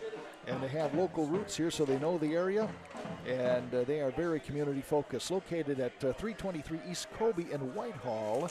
That is Green Ridge Realty, Chris Dykema and Sarah Reel. Give Sarah a call, 231-730-0934. Quick shout out here to Snoop Bridgeford, the right guard. Center Chris Corbett. Left tackle Sam Gallo. Our left guard is Jack McNally. And our right tackle Eli Rudisell. Those 5 guys doing it up front, doing a great job, leading the way here for the Norsemen in this 28-0 lead here over Hart. Arlene reporting, sorry. Yep. Muskegon Catholic 14, Orchard View 0. 40-0, did you say? 14-0. Oh, 14-0, okay. Who knows what I said? I could have said 14. No. 14-0 sounds better for Orchard View. Yes, it does. They had a tough year after taking a year off of football. It's awful tough to really short kick. Oh, there's a 15-yard flag. Oh, that was. And he's hurt. Yeah. Yeah, that's. He went down on a knee. The problem is the Norseman. He was on him. Right. He was on him. He was a missile. But he went down on the knee, and when they hit that knee, you got to pull up, and he had no time to pull up, and he blasted him. And I tell you what, he's walking off, but he is gimping. That number 4. Jerrison. Jerrison, yeah, good job by him because he got tagged. Yeah. He got tagged. He hops up and gets off the field. Nice job there by Jerrison. Yeah, it was a short kick and fielded by Jerrison. He tackled himself kind of because his knee went down, low to get it. So and then he was plowed into. So that's going to be a penalty against North Muskegon. Mm-hmm. Coach Larry Witham talking about that a little bit. And it wasn't anything malicious by North Muskegon. I mean, there was a guy that was just getting ready to hit, and it's just one of those bang plays with a big bang. Yeah, with a capital B. Yeah, kind of either he went down to scoop it up, or he looked up and probably seen the cavalry coming at him and said, "I'm just going to take a knee and stop." Right. It's going to be a dead ball, and wow, he got tagged. So it's going to be 1st and 10 for Hart. They'll have it right around midfield, about the 48-yard line. 6:58 left here in the first half. It's been all North Muskegon, 28-0, North's lead. Comes back to Swihart. Swihart, a little spin move, hands the ball off up the middle. And that is going to be Trace Tate on the carry. I'll tell you who's down is big old number 77. He had a lineman. He tackled an offensive lineman and the running back at the same time, it looks like. Oh, my goodness. Garrett Galdine. I think he had a hold of two guys. Kind of like you and I in a cheeseburger. Give him two tackles. Hands, man. Wrap them up. Take it. Wow. That was amazing by Galdine. I love it. 2nd down and 8. Swihart gets the ball, hands off over here to Tate, and Tate's brought down in the backfield by number 32. Wow, that was just a great open field tackle by Drew Bartos, a sophomore linebacker, reading that play perfectly. Fought off a block and got in there, wrapped him up, brought him down nicely. Solo tackle by Bartos, doing a wonderful job here for the Norsemen, just the youngster out there tonight. 3rd down and 11, ball back at the 47-yard line. Galdine's coming off the field. I really do not want to see him running at me. Yeah. I think that might hurt. Whitehall 28, Manistee 0 in the 2nd quarter. Muskegon Catholic 14, OV 0 into the 1st. Thank you, Arlene. Those are all from Arlene. Thank you, Arlene. Boy, she's busy. Holy smokes, man. She's all over the place. We haven't heard from Rick tonight, have we? We have not. Maybe taking the night off. We're not paying him enough. 3rd and 11. Back to pass. Swihart has over the head of his intended receiver. That was Chase Gale. And the closest guy there was Edwards, Jakari Edwards. Yeah. Kind of had Gale open, just kind of overshot him a little bit, and it's going to be 4th down and long now with 5:14 left. Ball at the 47-yard line. 28-0 North Muskegon. They have been in control since the national anthem, pretty much. Yes, they have. And now they're going to punt. Last time they went for it, but the way this offense is scoring in about 3 to 4 plays. Right. Guillermo Ortega back to punt. Need a good snap here. Nice snap. He gets it, yeah. Ooh. Heck of a punt. Ortega hits it. And a fair, was there? No, there was no fair catch call, was there? No, Hart there says was they not. have it, and they do. So no fair catch call there, and the ball is going to be fumbled. That was number 12 for North Muskegon there, Alec Newville. Kind of. Trying to make something happen, but. Well, he did. Well, yeah. When you look up and you see you have 2 Hart Pirates coming right at you. Yeah. It was a beautiful punt because it had a lot of height, which airtime. Right. And allowed Hart to get down there and cover it. Did a perfect job of covering it. He didn't call the fair catch, and he paid the penalty. So it's going to be 1st and 10 for Hart inside North Muskegon territory at the 18-yard line. 5:09 left here in the first half. 28-0 North Muskegon. Montague 14, Ludington 0, 2nd quarter. Good game going on up in the North Country. All right, so you got Swihart, and standing next to him is Connor Edwards. And the snap goes to Swihart over the middle, and it's going to be incomplete.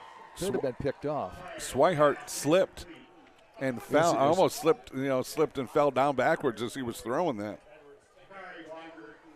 So it's going to be 2nd down and 10. Ball still at the 18-yard line. 5:05 left here in this first half. Okay, so you have the kicker. Right. Now maybe you're in range. If you don't get the first down, you try to get the field goal to get on the board at least. He would give you a better than average shot at it, I will tell you that. That is correct. And the ball is short snapped, and it's going to be going back for it was number 25. That was Austin Martinez. And then Gallo fell on him. Yeah. He's going, it's bad enough I got to run back here and fall on this, and then you fall on me. So this drive going in reverse all the way back to about the 18-yard line.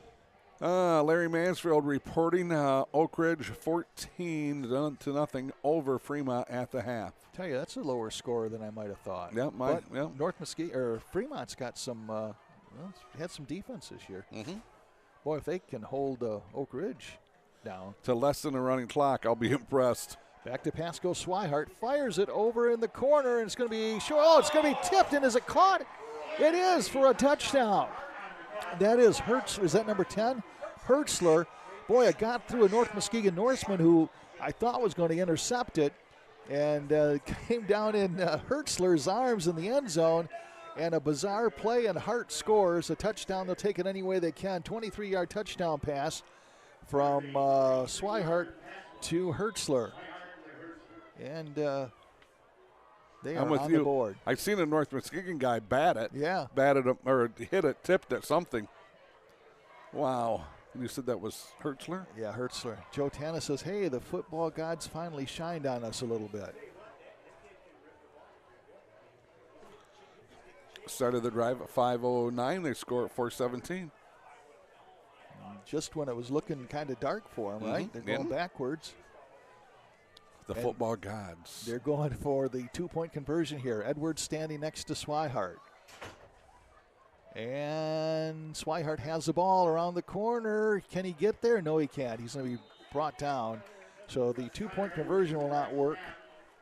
So with, 4:17 left in this first half, Hart is on the board 28-6. Yeah, take a look here at that offensive line for them. Vasquez, Thomas, Lara, Collins, Carruthers, and Miller doing a good job. Helps them to get in. Gave the quarterback time to throw that touchdown pass. We're going to need a light on here pretty quick. Big Stone Therapies. Big Stone is our one of our sponsors, dedicated to providing excellence in rehabilitation services by optimizing health and function for families and businesses within their communities through carrying hands-on healing. Located at 9219 Water Street in Montague, or give them a call, 231-893-6655. I want to know, is that physical or mental or both? Because if it's mental and physical, I'd maybe sign up. Mental. My wife would say, please sign up, please. Sign up. I'll give you the number. I will say this. I'll dial it for you. Probably mentally it's good for you, right? Yes. Makes you feel good. Oh. If you went there for a mental exam, I'm going to be there a long time, am I not? Yeah. They will say, man, we got a specimen here. We're going to admit you for a while, right, Mr. VanSingel, and we're going to try to figure out that clock that's in you. There's a kickoff, and it is picked up at the 10-yard line. This is number 1. That's going to be Talon Thompson. And Thompson looked like he was just picking up some speed there as he got across the 25 to, what, about the 28-yard line, it looks like? I think that was Huff on the stop. No, wrong team. All right. Got to switch it. If it was, he would be pretty disappointed, wouldn't he? Yes. Was it Jorgensen? Jorgensen, okay. I think it was him with that stop. All right, so now North Muskegon has the ball, 1st and 10 at the 28. 4:12 left here in the first half. 28-6. North Muskegon on top. Young out of the shotgun. Has time over the middle, and wide open is Ben Myers, and Myers has a first down up to the 45-yard line. Tell you what, doing a great job of the tackle right there. Swihart and Edwards doing a nice job wrapping them up, bringing them down before I went. But not until, once again, it's another Norsemen first down. Boy, when you have Moat and Newville and Byard out there and Ben Myers, man. Yeah, you got weapons. Yeah. Your gun is fully loaded. Pass over here left side to number 12. That is going to be Alec Newville. And Newville dances around a little bit. It's not going to gain a whole lot. Hart shuts that one down. In fact, he's going to lose a couple yards, it looks like. Yeah, nice job defensively that time by Hart to wrap that. You know, they knew right away what play was coming. Good job of the defensive coordinator having his team ready when they seen that formation. A couple players got out there, wrapped them up, brought them down. Good job. Going to be 2nd and 13, ball back at the 43-yard line. 3:23 left here, first half, 28-6. North Muskegon. So you just get a positive yard for 10, play for 10, you go back for 3. Huff goes to the right side tight end position. Got a receiver in the slot to the right side. Pass attempt here over the middle, and it's going to be incomplete. Huff's going to be interfered with. It was intended for Huff, but Hart will draw a flag. I was watching the offensive line. Did they hit the official too or not? All of a sudden, I'm following the ball. I seen the official flinch. So I don't know if that went buzzing past him or what happened. So it should be pass interference against Hart, and that'll be a 15-yard penalty. A complimentary first down. John, I happened to see today on Facebook old friend of ours, Jaden Parker. Okay. Coach Parker's son there from Oak Ridge. Jaden Parker is a senior at the Naval Academy. All right. And he already has his assignment. Senior Naval something. He just quick messaged me and I forgot to write it down. Is that the official? Is that senior Naval something? Senior Naval something. Is there like a medal for that? I don't know. I'd like to go to that graduation ceremony. Yeah. You are a senior male naval something. Yes. Back to pass goes Young. Over the middle, it is caught by Newell, and Newell is wrapped up right away. Newville. I said Newell. It's Newville. Sorry about that. That's all right. Edwards over there along with number 25, Martinez. Great to see young Mr. Parker doing some I tell you what, that was an amazing young man. When you can go to any of the academies. Sure. Whether it's West Point, the Naval Academy, the Air Force Academy, and then go and then make it through all 4 years. You know, he's in his 4th year.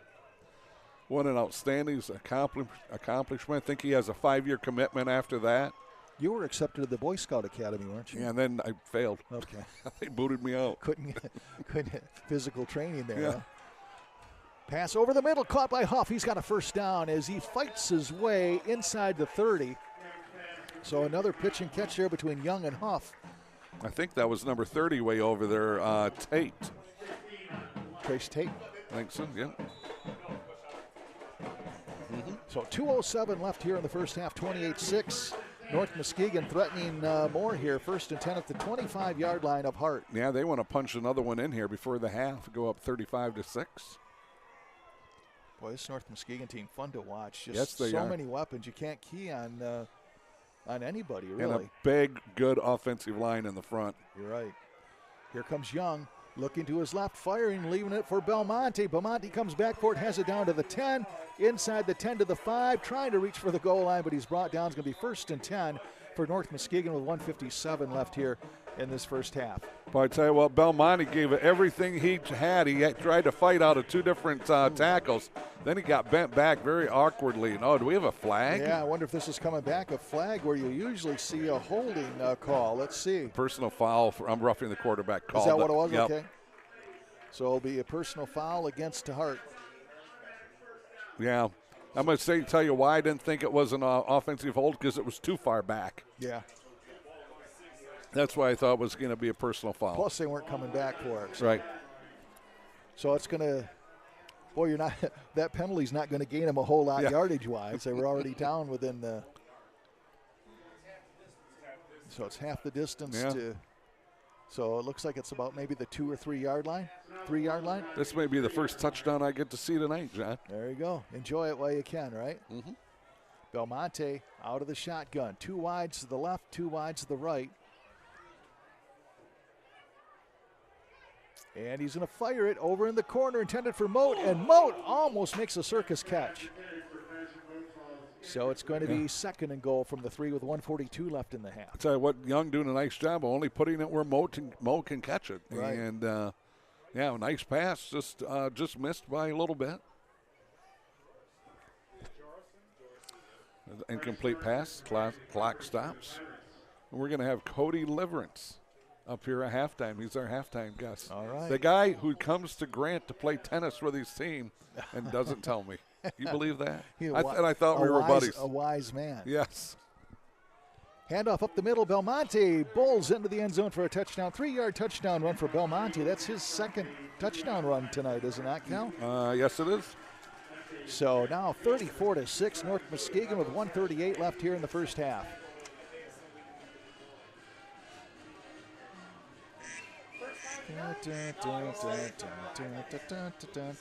Hear the band play. 4:12 to 1:38. So another extra point attempt here for Earn. Mr. Earn, Jack Earn. It's been perfect tonight. And the kick is up, and it is good. So he continues to be perfect. 35-6 now, with 1:38 left here in this first half. Hey, there's Rick Hickman. All right. Okay, here we go. Zeeland West 26, Muskegon 14 at the half. Reed City 28, Central Montcalm 0. Oak Ridge 14, Fremont nothing. Arlene, yep, same one. Montague 14, Ludington nothing. So, yeah. Okay. Thank you for all the updates. Grieve Law, one of our sponsors, PLC. They offer affordable legal services for estate planning, probate, and trust administration and Medicaid eligibility. So a lot of important stuff there. Check out the folks at Grieve Law, located at 2320 Lake Avenue, North Muskegon. So we're right in their backyard. Yes, we are. 231-571-0757, Grieve Law. And it is kind of cool today. It is. I'm going to slide my coat on, I think, here at halftime. I wore my sweatshirt here. Good plan. It is. Used to be when I was farming, I had every piece of warm clothing I had laid in the back seat of my pickup. So I was never chilly at a game or working, because you just run to the pickup, grab something that's even warmer and put it on. Sometimes you bring that big heater with you, too. Oh, yeah. There's a kickoff, and that is going to go out of bounds.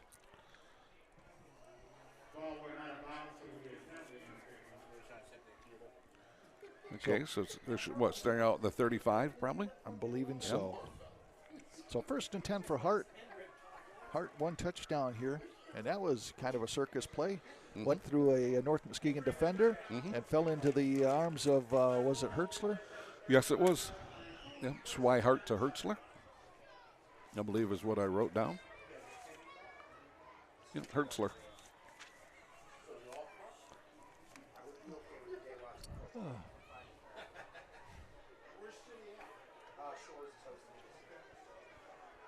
See what Muskegon or Hart can do here. All right, 1st and 10, 35-yard line. Swihart at quarter, man in motion. See if they short snap it. Nope, they're going to get back to Swihart. Swihart spins away and hands off to the second man through there, and that's going to be a gain of maybe a yard or two. Yeah, the official doing a good job of blowing the whistle because nobody was just becoming a dance out there. It's going to be second down and about 8 yards to go for a first. Fall night here for this is like an apple cider night, isn't it? Pumpkin donuts, apple ciders, carving your pumpkins, scary hay rides. All right. Or scary rides with Cal. 2nd and 8. 1 minute left.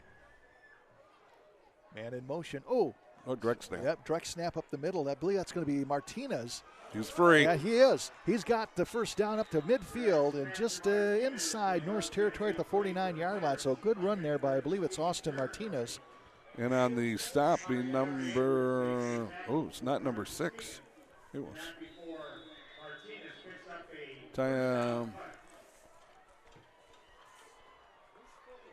Jakari Edwards in on the stop. They're going to put it back at midfield. 1st and 10 at midfield, 36 seconds left here in this first half. It's been all North Muskegon, 35-6. Martinez, the up man or fullback. And now we're going to have a flag. Yep. For something. Delay. Well, I wouldn't think it'd be delay a game. False Illegal start. procedure. Okay. First one tonight, I think. I think so. Yeah. Had a delay a game to start the game. That is unusual usually. You don't see it very unusual usually. Sounds like Dr. Seuss, Cat in the Hat. I wonder if they still make those books. I don't know. Go Dogs Go. Didn't he get canceled in the craziness of cancel culture for something? Oh, he did? Yeah. Oh. I believe. I'm not sure what it would. I can't remember what it was all about. But it's rough when Dr. Seuss gets canceled. Yeah. 1st and 15. I got a book for you to read if we get another play Dr. before the Seuss? half. Yeah. Back to pass is Swihart finds Hertzler. Hertzler has a first down as he's down inside the 30 to the 28-yard line, and no time is left on the clock. Hart could not get a timeout called in time, it looks like, and the first half will come to an end. North Muskegon 35 and Hart 6. What's your story? My story is I got a great book for you to read that became a movie. Okay. Where the Crawdads sing.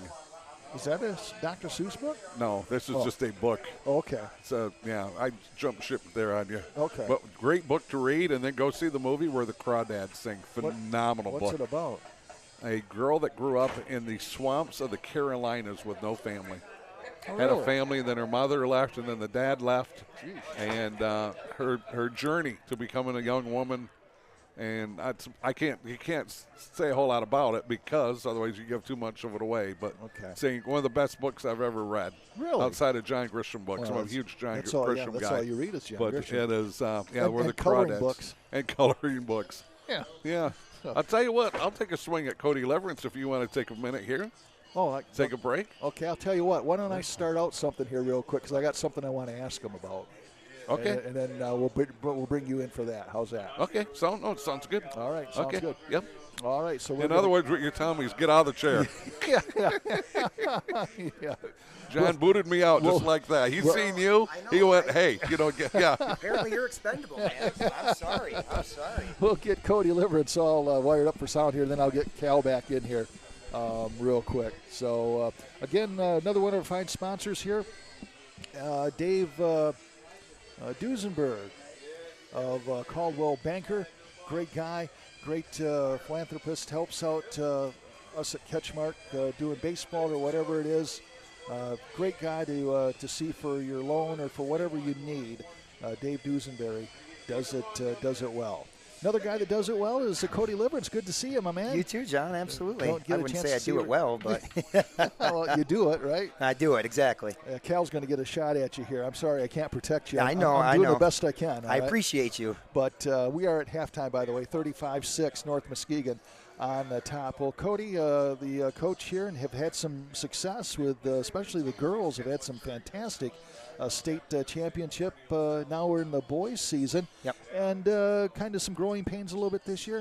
A little bit. Yeah. Yep, a little bit. Kind of a mixture of some youth and some inexperience. So we're just kind of taking our lumps. But it's a really, really good group of kids who come to practice every day looking to work hard and get better. So that's all you can ask for as a coach, and we're trying to have fun with the last couple of weeks we have and enjoy our time together. Exactly. Well, I'll tell you what, you sent a great story to us over at CatchMark, and we really appreciate you sharing that. Tate Panucci, one of your doubles players. He's teamed up with Miss Toby, right? Yes, Luke Toby. Luke Toby. These guys play together, and Tate's going through some significant challenges health-wise, right? Absolutely, yeah. He's it's been almost now 2 years. He's been going since he was diagnosed with leukemia, and he's just about reaching his 2-year mark of treatment. So it's, knock on wood, everything's looking good for him, but he's still got about 6 more months or so of treatment before he's fully out of the woods. Man, and I know the thing that it was the Grant game, or the Grant match, I should say, was he had just, if I'm telling this right, he had treatment that day, right? Correct. That morning he went to DeVos Children's Hospital and so got you're already chemotherapy. thinking that probably that's not going to happen. I would imagine, right? I mean, any normal person probably wouldn't play after getting chemo. I would expect him to be out for days or the whole week. And he shot me a text about 1:45, I think, on his way back from treatment, and he said, I'm playing today. Wow. And I said, okay, I'm not going to stop you if you're ready to go. And, I have his parents' blessing to kind of push him, and he was ready to roll. Fantastic. They did a great job against Grant, right? Yeah, they did. Yep. Him and Luke, they ended up being the last match on the court of the day, and you kind of alluded to it. We've had some growing pains this year, so not often that we've gotten to win a team duel. Right. And we were up 4-3 with their match being the last one, and if they won it, we won the duel, and if they lost it, we tied, and they ended up pulling through at the end and winning it for us. So we, one of our few very bright spots of the year, I would say, for sure. That was fantastic. Just like I said, when I saw that, I said, holy cow, that certainly, I mean, there's a young man that has a little bit more than competition to worry about. And obviously, I would say a great story for anybody out there as far as an inspirational story. The young man's battling through it, and like you said, he's been battling it for a few years, so we're certainly wishing him the best. And I see him in the scores that you send us, so he gets out there quite regularly. I don't think he's missed a match this entire year, honestly, and I've been bouncing him around between 2 doubles and 3 doubles, trying to find the right fit for him. So, he's only had to miss maybe a couple practices.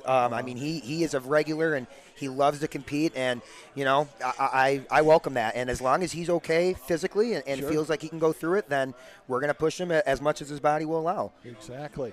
I'm going to, if Cal wants to come over here, he says, go ahead. Waving me off. Okay, all right. He said, I don't want to talk to Cody anymore. I might be out of the woods for this one. He might attack me off air, but. I hurt his feelings, I think. Oh, did you? Oh, no. Well, but hopefully he has thick skin. He'll get over it, right? Yeah. Well, we talked about this North Muskegon here anyhow, just a special place. And now, correct me if I'm wrong, but you're a North Muskegon kid, right? I am. I was not born here. I moved here when I was about 3 years old. But I went to school here K through 12, left and went away for college. I taught for a year over at Orchard View, and then got a job here, and I've been working here. This is year 6 for me now, teaching. Wow. In 7 years coaching. So 6 years. Does it seem like day before yesterday? I'm telling you, time flies. I'm about next April I'll be hitting 30, and that's when I'm really starting to feel. I know what you're going to say, but I feel old. Is what I'm going to say. It doesn't seem like too long ago I was in the stands here watching us play and being a fan and a supporter. So it does fly by. Well, Cody, I've not only hit 30, I have destroyed 30. I've doubled that, man. I've got socks older than you are, and I'm wearing them right now, as a matter of fact. Oh, getting age like your bowling score, right? It's getting up there. So no, but what do you? In case you didn't see, what do you teach? I teach middle and high school social studies. So right now I'm teaching. I have all the 6th graders. We kind of go through world geography, and then I have a class of economics this year. So kind of trying to teach some financial literacy the best I can, even though I might not be the most responsible with my money at all times. But I like to put on a good face Monday through Friday. Well, what do they say? Those that can't do teach, right? And I might be living proof of that, at least in the economics sense, for sure. I might need your class. So, hey, you're always welcome. Okay. We have it about 11:10 in the morning. So if you ever want to come in, I might have a little trouble fitting in the desks, but. Well, try. I'm not a PE teacher, so I got nothing. I can't help you there, but.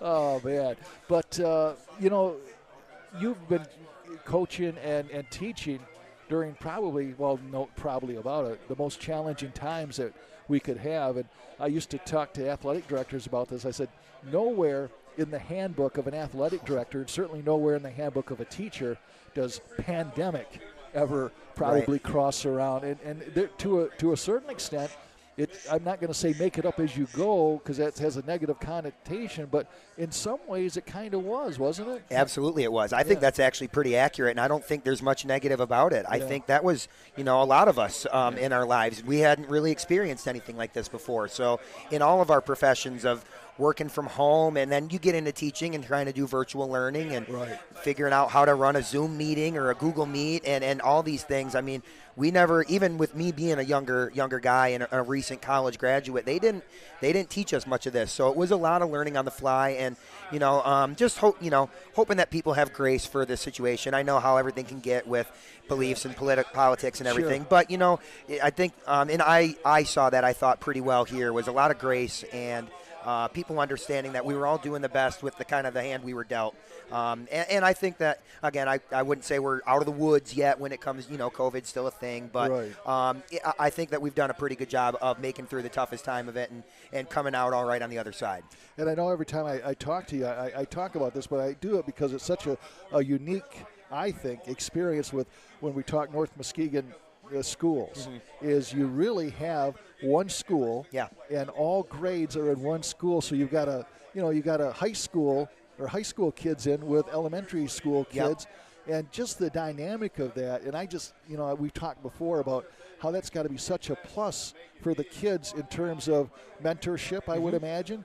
And I can just imagine maybe a elementary school kid is here, and all of a sudden he sees James Young or T.J. Byard out there, and he's seen them in the hall, and they're kind of his heroes a little bit, and a role model, right? Absolutely, yeah. It just kind of cycles through. You have your heroes who are kind of those older kids, and you see the kids here on game nights who are here watching those guys, and they're running, plays on the side of the football field where they're probably saying, here's James to TJ or James to Carson or whatever it is, right? So it's a really cool dynamic, and I've enjoyed it too as a teacher. Now I'm starting to get some kids who I've had come through our summer tennis camp when they were super young, and now I'm seeing them kind of grow and mature into middle schoolers or high schoolers. So it's a really cool dynamic, and one of the many reasons why I was kind of pulled back here to work and teach and live. And the older kids, I'm assuming they're rising to that challenge. I mean, they're seeing that, okay, we got to be a role model to these kids, so they're taking that seriously, aren't they? Absolutely. It's kind of, that is a bit of the tradition around here is you grow up idolizing that group ahead of you, or however many years that is, and then eventually when it gets to your time, that's, all of us as staff or coaches or whatever, we're kind of expecting you to put on that good face and be a good mentor and show that next generation how it should be done. Talk to us. Let's salute some of the kids, both the boys and the girls that you'll have later on. Maybe if you not to put you on the spot, maybe some names here and some of the guys. Right now, I would say my boys, the number one singles player for us, Luke Hall, who is having a pretty successful season for us. I think he's the only one on our team with a winning record, but he earned the number 2 seed. The city tournament is actually tomorrow, assuming we get to play with the weather and everything. Right. So, and he's only a sophomore, so I'm hoping he sticks with it for a couple years, keeps working, and can be one of our better players in the area for the next few years. So he's kind of been my linchpin for the boys. For the girls, we're going to have some talent coming back. It's kind of, I don't know yet who's going to be kind of that top dog. I got a few people, Ella Tarrant, Fia Lindsay, Marilyn Gaston, Anna Toby. We've got some good group coming up. I think I got 7 seniors coming for the girls season, so we should have another strong spring, I'm hoping. And it's just, I was kind of telling Cal this earlier. I don't know how many more years I'll have left coaching just because of maybe moving to different roles within the school. But, it's good to kind of wind it down with a few good groups of kids who you kind of grew up with when I started this job and kind of saw them all the way through. So it's a real treat. Yeah, I'll tell you what, we wish you the best, and we certainly, I think, know where you're kind of headed, and we're really excited for you and working in that capacity. But there's got to be a kind of a part of you that it's probably no doubt gonna miss working with the kids. Absolutely, it is. I mean, and I haven't quite had that experience part of it yet of giving up the coaching, or maybe getting out of the classroom a little bit. But I'm sure it'll be. I already know it's going to be bittersweet. I mean, I've poured a lot of my time and effort and energy over the last handful of years into tennis and really building relationships with these kids. So taking a step back from that, it'll be nice for me professionally, I'm hoping, but it'll definitely be bittersweet to kind of not be on the front lines with them as much anymore as I'm used to.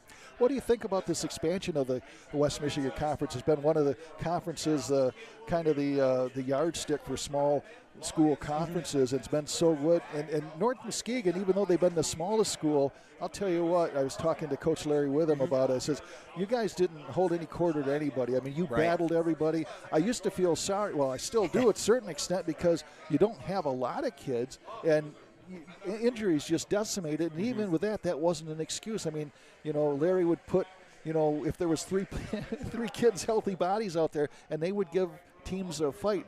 So I'm thinking, what's your overall thinking? Yeah, I think that's, especially you mentioned that injury perspective. I think we're going to, hopefully, again, knock on wood, hopefully avoid a little bit more of those, because, I mean, you're seeing what Whitehall's doing this year, and I mean, Oak Ridge is strong again. I mean, so it would take a toll on us to go through a full league slate with all those teams, especially this year. So I do think health-wise that's going to really benefit us in the long run. Hopefully for when we get to that postseason and can make a bit of a run. I'm hoping that, with the few games that we're going to get really tested, I think, I'm hoping that'll thicken our skin a little bit for those playoff runs, because when we see those good teams, and whether it's that strength in the trenches or it's got good guys on the outside, we got to be ready to handle that. And we might not see it all the time week to week, but it's going to be there when the playoffs come, and we have to be ready for it. And we think about it right now because it's football season, but obviously that's going to translate into the other sports as well, so basketball and everything else. Yep. And the thing I think I like about it is the fact that teams that are still kind of rebuilding a little bit, trying to get back there a little bit, now they got a reason to get off the school bus and have an opportunity to have a competitive game. That wasn't always the case in years Correct. past. Right, yeah. I think you're going to see a little more, equality in certain areas of the league. And again, we're looking at the football aspect of it, but it's going to be a whole different animal for basketball and baseball. I mean, it's just for all these sports, it's going to be a unique way to get other kids in our area involved in playing equitable competition. And I just think it's good. Not saying that the WMC has always done it, perfect. I'm sure we could grow and learn at other things too, but we're a pretty good, model, I think. And to bring some other schools from our area into that, under that umbrella and see how we do things and get them kind of going the same way. Not that they were in a bad spot before, but to get them kind of doing things our way, I think is going to be awesome. And I'm pretty sure our West Michigan area is going to really enjoy it moving forward. Fantastic. Well, thanks, Cody, for stopping by. Say hey to your dad for us. I will. I know he's watching right now. He sent me a message earlier, said I was watching on YouTube. So thanks for watching, Dad. I appreciate it. We're taking care of him. I'm taking care of these guys, getting them some pizza too. So we're watching your boy for you. There you go. I appreciate it. I need it. So thank you, John. I appreciate it as always. Thank you. Yep, Take care. That's Cody Liverance, great guy here and a bright future. And it's good to see. It's good to see a hometown boy make good, and he certainly has that. And we always enjoy talking with Cody. So my partner Cal going to get all disheveled here, get himself going, and give me an opportunity to gracefully kill some time in a good way. Talk about another one of our fine sponsors, Scheid Heating, Cooling, and Plumbing for all of your heating, cooling, and plumbing needs. How about that? There you go. And right now, you might have went where the crazy as the weather's getting. You went from trying to fix that air conditioner or whatever to all of a sudden say, hey, how is our heater doing? So they are a company for all seasons. Scheid Heating, Cooling, and Plumbing. Check them out. We want to thank them for being a sponsor. Thank you, Cal. I didn't mean to steal your thunder there, but you're all set. Are you talking to me now? Or? Yeah, I'm trying to. I've got a boatload of scores. Oh, okay. At the half, Mona Shores 50. This can't be right. What? Mona Shores 57, Union 14, 57 and a half. Oh, my goodness. Rick, is that accurate? Holy cow. Because you were talking about being a track meet for a while, right? Well, it was, but it was like 14 all. That was 28, yeah. 28 points scored in the first 4 minutes. Wow. Kent City 21, Lakeview nothing. Kent City 31, Lakeview nothing. Puffer 22, Wyoming nothing. Shores, well, again, yeah, that was an earlier score. Whitehall 28, Manistee nothing. Mason County Central 8. Here we go. Mason County Central 8, Ravenna 7, Reed City 28, Central Montcalm nothing. Zeeland West 26, Muskegon 14. That's at the half. Let me jump to another. Arlene reporting Muskegon Catholic 21, OV 0. Montague 14, Ludington nothing. Second quarter. Whitehall 28, Manistee nothing. And I got a boatload of scores, so I'm just trying to work my way through these here a second. JV reporting 25-6.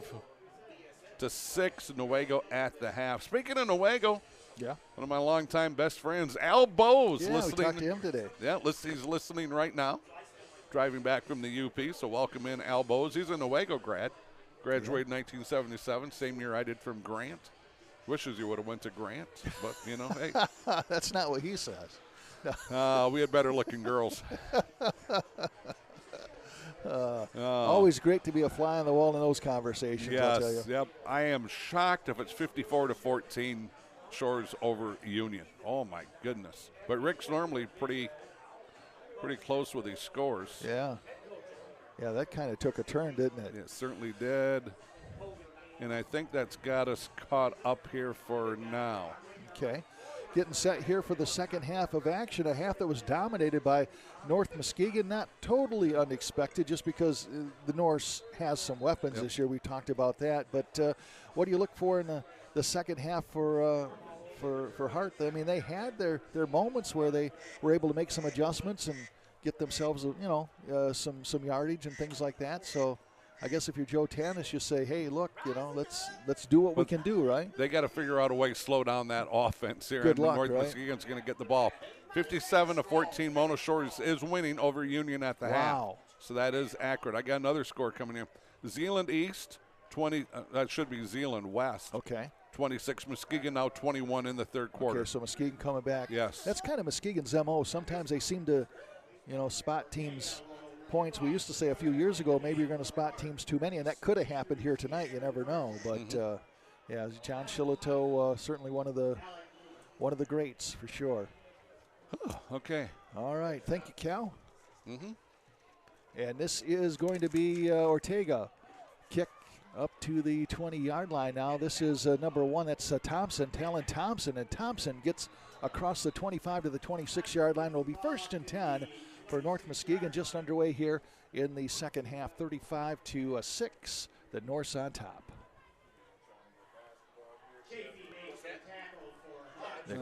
Where's the ball going to be? Going to be on the 27-yard line. Okay. How's that? I think I just got another score. And you got a lot going on here, Cal.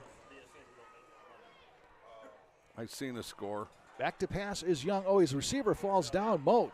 And now he's got to just fling it away, and he does out to the sideline. So it's going to be what do you do when your receiver falls down? Yeah, run. Yeah, run and get out of Dodge. Muskegon Catholic 21, Orchard View. That's in the 3rd. There was one that just came in. I got to find it. Once again, that Muskegon Shores, the Shores game, 57-14. Okay. That is a halftime score. Boy, that's like an old Union score. That was kind of how it used to be back in the day, and Union's a much better team than that. Boy, Shores, ever since they kind of stumbled a little bit against Rockford, they've come back with a vengeance. I just heard they got run down in that Rockford game. Just sounded like Rockford had an army full of players, and and here's a pass rush, and here's we got Byard getting tied up or tangled up with the defender there. That was on the defense for Hart. That was number 88. That's Reverend Gale. Yeah. Gale doing a nice job running right with them. Their feet just got tangled up, and he went down right in front of the official. You got to make that call. Yeah. So it's going to be 1st and 10 here for North Muskegon once they figure out where to spot the ball. 35-6 here. 11:40 left to go here in the 3rd quarter. So that will be a pass interference call, and again, nothing really blatant by Gale. It's just they're both running and their feet get tangled up. So 15 yards and a first down for North Muskegon. Already up 35-6 with 11:40 left in this 3rd quarter. Next week, I believe you and I will be at Oak Ridge with Whitehall at Oak Ridge. We will. I think that's our game for the week. That'll be fun, won't it? Yeah, yes it will. Be on the air right around 6:30. Yeah. Games tonight: Manistee at Whitehall, Montague at Ludington, Fremont at Oak Ridge, Ravenna at Mason County Central, Shelby at Hesperia, Catholic at Orchard View, and White Cloud at Holton. North Muskegon will get tested next week. They will play. They will host Montague right back here. It looks like. Or I shouldn't say that. I got them playing Montague. I'm not sure where that is. And then Hart plays Mason County Central. It's probably going to be at Montague because Montague's been on the road a lot. Yeah, I would say so. All right, 2 wideouts either side. Young back to pass. Here comes a rush. He's feeling some heat, Young is, and he's going to run it himself, and he is going to be shy of the first down, but he does get across the 45 to, don't know where he stepped out. He had to get to about the 49 of Hart. He didn't quite get there. Alex Six, that sophomore defensive lineman, doing a nice job of forcing them out of bounds there. Wow, he stepped out way back farther than I thought. He has stepped out back at the 45-yard line. That's a 49, bro. Oh, I'm sorry. Oh, you know what? I'm looking at the down box.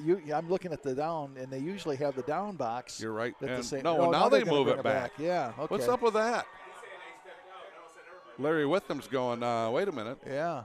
We had a 2nd and 1. Now we have a 2nd and 5. Well, I thought that he was only like within a yard, but the down marker was right back at the 45 where it is now. So. And the ball was at the 49 when they set it down.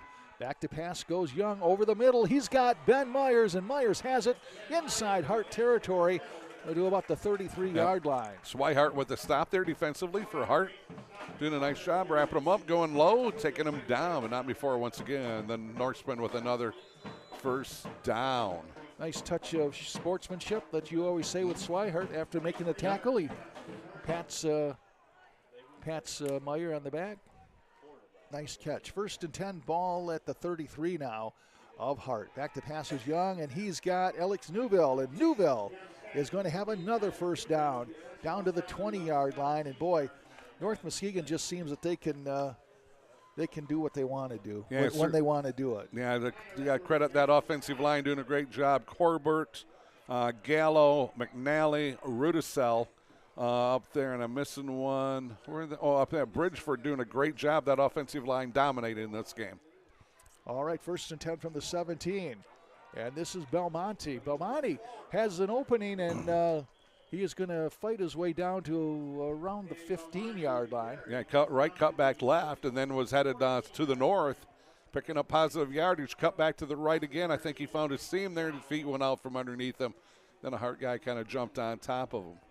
6 yards on the carry, John. 2nd down and 4, 10:28 and counting. 3rd quarter, 35-6. Norse wanting more here. Got Newville lined out wide here to the right side. Back to pass over the corner. Moat has it this time for a touchdown. Great pass there from Young to Moat. And Moat connects for a touchdown. That is going to be his 5th, I believe, touchdown reception of the year. 14 yards on the pitch and catch. On the season, going into the game, Young had 16 touchdown passes, and he's really spread the wealth among those 4 or 5 receivers. Started the drive at 11:53. They scored 10-16. So that continues here for North Muskegon, scoring in just a couple minutes usually on about every drive. So Earn will try the extra point. Jack Earn. He's been perfect tonight. Kicks that one, and that is going to be good. So 42-6, 10:16 left in this 3rd quarter, Cal. And now that should send it to a running clock here for the rest of the game, unless somehow maybe Hart gets another touchdown and can get a stop here by North Muskegon. Will stop the running clock, but they're up by more than 35 points, so will be a running clock here for a while, John. Our sponsors, North Grove Brewers, our title sponsor here, of course, Van Dyke Mortgage, Foundation Systems of Michigan, Durga Insurance Group, Green Ridge Realty with Chris Dykema and Sarah Reel, as well as Big Stone Therapies, Grieve Law, our good friends at Scheid Heating, Cooling, and Plumbing, and Dave Dusenberry. Shout out. Thank those folks. Yeah, shout out once again to that offensive line, keeping quarterback Young here, keeping him clean. His jersey looks nice, does it not? He hasn't been sacked all night. That center, Chris Corbett. The guards, Snoop, Bridgeford, and Jack McNally, and the tackle, Sam Gallo and Eli Rudisell. Have 5 up front. I tell you what, they're getting hit every single play. Why do I talk about linemen so much? Because they get hit every single play. They're the only guys out there getting hit all the time. The skill position guys get all the pretty girls, and the guys up front have to do all the hard work. Yes. You're right. Yep. So I'll tell you what, Young, over 1,000 yards already this season. He's just a sophomore, and we mentioned he missed a good portion of last year with an injury. I mean, this guy is going to be racking up, you would think, some all-time passing numbers by the time his career is over here in North Muskegon, wouldn't you think? Yeah, and I'll tell you what, only a sophomore, so. Yeah. Ball is kicked out of bounds, so Hart will have it at the 35 with 10:15 left in this 3rd quarter. It's been all North Muskegon, 42-6. They lead the Pirates. Puffer 29, Wyoming 7. Whitehall 35, Manistee nothing. Let me jump to somebody else here. And nothing new. Nothing new to report. All right. Nothing to see here. Nothing to see here. Keep it moving, right? Yeah, our game of the week next week, Oak Ridge at Whitehall. Looking forward to that one. Something's got to give there, as they say, right? Yes, sir. Montague takes on North Muskegon, Fremont, Orchard View, Ludington, Manistee, Hart, Mason County Central, Hesperia, and Ravenna. And Holton takes on Shelby. 1st and 10, ball at the 35 of Hart. Swihart in the middle there, flanked by a couple of running backs. And it is snapped, and it's going to be Connor Edwards, I believe, on the carry. And Connor's going to get very little. Actually, he's going to lose yardage. That's very little. Yep. Loses about 2. Drew Bartos, that sophomore linebacker, doing a nice job fighting him off, fighting the block off, getting in there, wrapping him up, and bringing him down. 42-6 here, 9:54 left to go, 3rd quarter. Now, it looks like Edwards, he is limping as he comes off the sideline. Joe Tanner saying, man, I don't need somebody else hurt on this team. 16 penalties in the first half, mostly holding in that Muskegon game. The guy who reported that said bogus calls. And the ball's on I the think ground. that's a fumble, I think. And North Muskegon saying they have it, and they do have it. So coming away with the ball, is that Gallo? Yeah, Sam Gallo. Why not, right? Gallo's had a night. Recovers a fumble in North Muskegon already, right around the 30-yard line of Hart.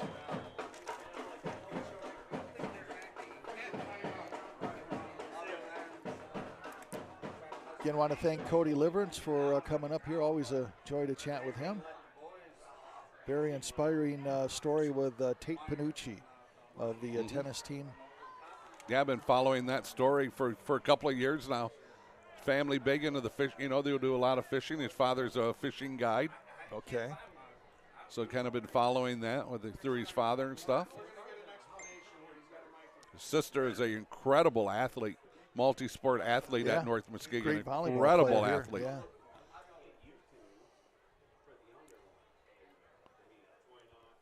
It's going to be 1st and 10 now for North Muskegon at the 29-yard line. Fremont's on the board, 22-8, 7 seconds left to go in the third quarter. 9:19 left here in the third quarter. North Muskegon up 42-6, man in motion. Fumble. Oh, it comes up and is picked up by number 14 for North Muskegon. Coming back this way. And that is going to be Jordan Washington. Washington came in motion. The ball was snapped and it ran. Jordan wasn't able to clear through. I don't know if that was going to be a set play where it was going to be a snap to Jordan as he tried to jet sweep to the left side, or if it just wasn't timed right. But all of that, and they gained still a yard. Martinez and Lara out there. I tell you what, Swihart got away with a little extra shove there, and right after he did it, he reached down and helped up the Norsemen. I think the officials were probably looking at that a little bit. Newville in motion now, and it's going to be a handoff over here to the right side. That is number 24. Fumble. At a fumble, and we'll see who has it. And Hart has it.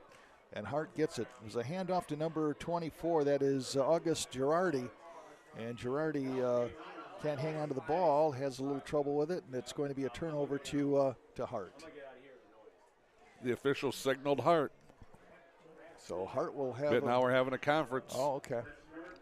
He already there. He signals again. It's not the white hat though. One of the black hats. And now there's still a conference. Well, let's see. We're going to get a call here. We're going to get a timeout. And a timeout called. So I'm assuming it's going to be Hart's ball when we get back to a live action. So Hart will have the ball. All right, 8:02 left here in this third quarter. John Russell along with Cal VanSingel want to extend a shout out to Billy Mann, Matt Tarquette, Jesse King, Trent, Scott DeCamp. All of the CatchMark SportsNet crew is here for our game of the week. All right, 1st and 10 for Hart at the 27-yard line. 3 in the backfield for Hart. Swihart gets it and hands off. That may be Hertzler. Let's see. It is. Is it? Okay, Yep. bottom of the pile is A.J. Larkin, that junior linebacker, doing a nice job sliding in there, wrapping him up and bringing him down. Nice tackle there by A.J. Hertzler with a lone touchdown for Hart on that great kind of circus play with Swihart.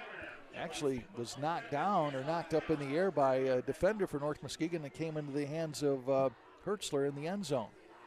2nd down and 8 now. Ball at the 29, coming up on 7 minutes left in the third quarter. Fumble. That's up in the air, and Hart is just going to fall on it. Thing went, what was that? Yeah, I know. That ball shot out of there like a cannon. I thought for sure it was going to be a fumble. There was nobody even near it.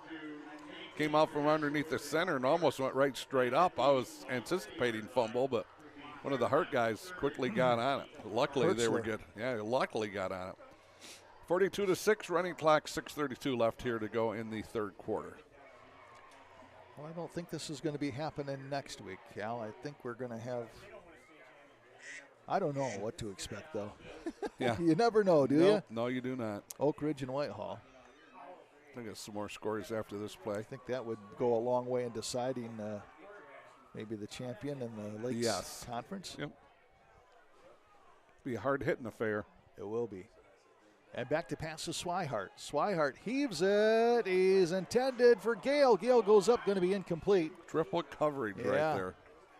Boy, North Muskegon has the receivers outnumbered. Myers over there.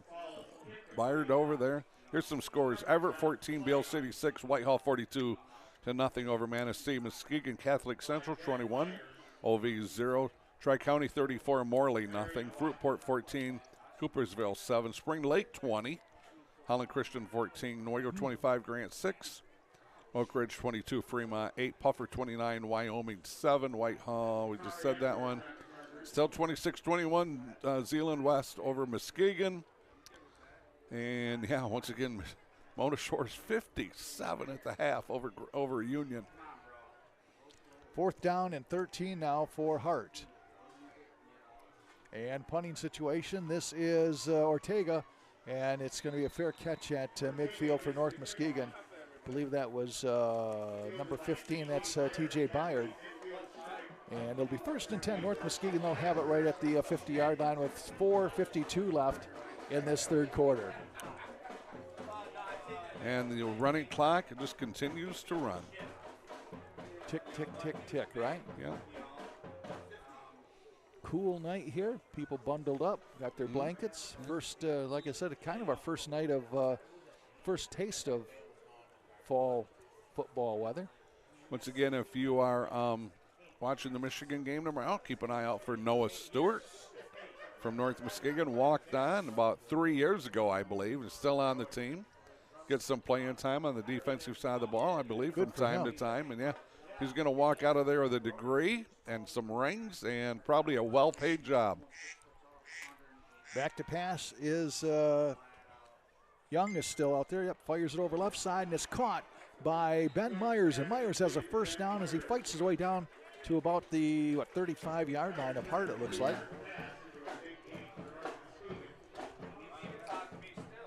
Got another score.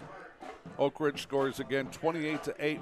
Oak Ridge, 10:23 left to go in the 4th quarter. Compliments of Larry Mansfield. Larry stays with it even when it's not necessarily good news for Fremont, doesn't he? That's true. He's very loyal. Yep. Give him a lot of credit. Yep. 1st and 10. Ball at the 33, they're going to call it. And it's going to be a handoff now to the Norse number 20. That's going to be Tristan Thomas. Thomas into the game, gets good yardage on 1st down. Nice job of tackling that time by Hart, number 8 in there. That's Swihart, number 78, I think, Will Miller. Thought it was 79, but I think it's Will Miller. Doing a good job defensively there for Hart, getting in there, helping him with Swihart, wrapping him up, bringing him down. Under 3 minutes left here now, 3rd quarter running clock. John? 42-6 North Muskegon. Standing next to Young is Thomas again. He's got 2 wideouts to the left side. Now a man comes in motion. That is Washington against the keeper by Young. And Young is going to be wrapped up and brought down. Nice tackle, one-on-one. Yeah, that's Chase Gale again, doing a nice job of wrapping him up, bringing him down, read the play perfectly. Got in there, seen him coming, went down low, got down to his lower part of his legs. Nice tackle there by the junior, Chase Gale. A little bit of fundamental football there, huh, Cal? Yes, sir. 4th down and 3 for the Norse. Tristan Thomas at running back. Young out of the shotgun. He's going to hand off to Thomas. Thomas has a opening up the middle, and he's going to have a 1st down. Tristan Thomas, what is he? He is just a sophomore. Wow. Connor Edwards over there on the stop, along with Alex Hicks. Nice job by those 2 guys of wrapping them up, bringing them down. 144 in county. 42-6, Banal North Muskegon. Now the running back is number 24, August Girardi. Standing next to Young. 129 in county. And, Young keeps his feet, tripped up.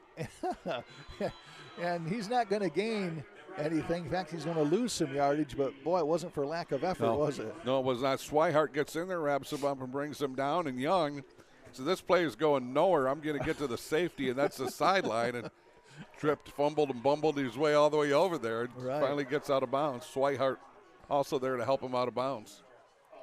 Coming up just under a minute now left here in this third quarter. It's going to be second down and 15. Ball is all the way back at the 25-yard line, it looks like. Had an official walk over and talk to one of the assistant coaches here from North Muskegon. I don't know if that was over a sideline or what that was. All right, Young now. Going to hand off up the middle. That is going to be Girardi. Well, I tell you what, there was a big hole there. Big old number 66, Mitchell Slade. And Junior stepped in there and closed that hole up quickly. Slade doing a nice job. Solo tackle by him, wrapping him up, going down. Nice job, Slade. Great play. Coming up on 13 seconds, that likely is the final play of quarter number 3. Give us a chance to talk about North Grove Brewers in Montague for a party of one or a party of several. Stop on in and check them out. Located at 8735 Water Street in Montague. Great food, live music, trivia, all kinds of entertainment. Come meet your friends over at North Grove Brewers in Montague, our title sponsor. Arlene, let me see. Muskegon Catholic 21, OV 0. Whitehall 28, Manistee nothing. That was earlier. I think scores have been a little bit quiet for her last little bit. Tri-County 34, Morley 6. Everett 14, Beale City 6. Whitehall 42, Manistee nothing. Muskegon Catholic Central 21, Orchard View 0. Nuevo 25, Grant 6. 22 to 8. I think it's 28 to 8 now. Oak Ridge over Fremont. All right. This one's been all North Muskegon from the start, 42 to 6.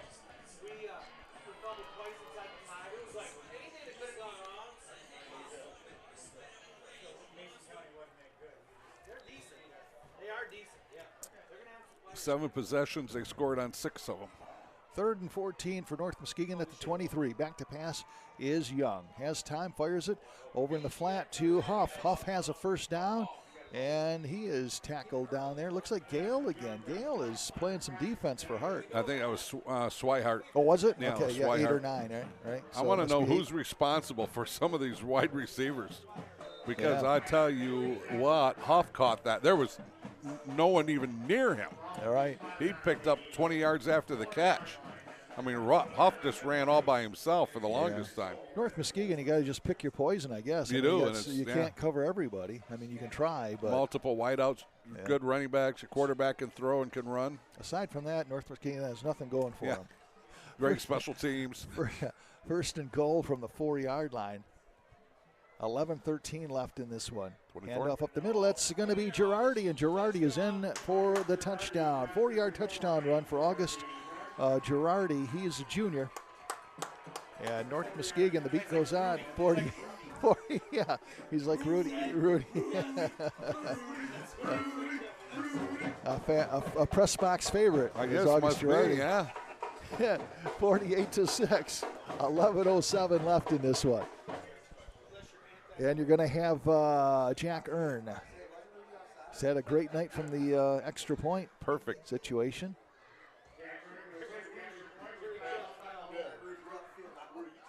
Already wrote it down. Well, that's dangerous, but it works. It went through there. That's, I don't know, how many, is that 7, 8 extra points? It's a lot of them. Yep, 8, 7. 7 for team 20. You know what? I didn't get you to do a scoring summary because we had halftime. We got Cody in there. And of course, now it's too long to do a scoring summary. Just about everybody has scored. You certainly have. For North Muskegon today. Wow. They're fun to watch. tell you what, we got some teams in this West Michigan Conference that, barring any injuries, they can keep everybody healthy.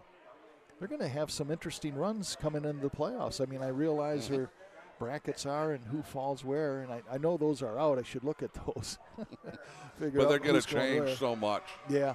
They're going to change especially so with the points, much. Because they got teams that are in there that I don't think are going to be in there. Right.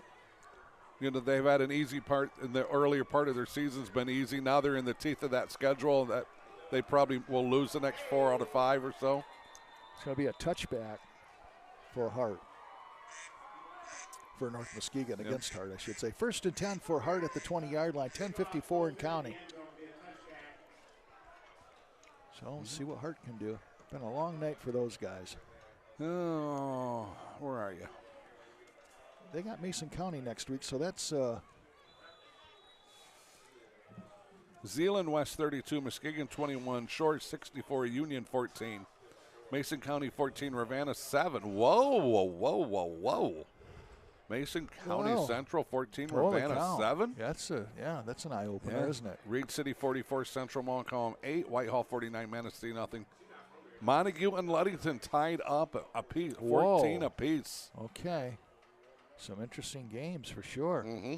You know, I was just going to say they're back to pass Swihart, and it's going to be incomplete. It is still Swihart at quarterback, I'm assuming.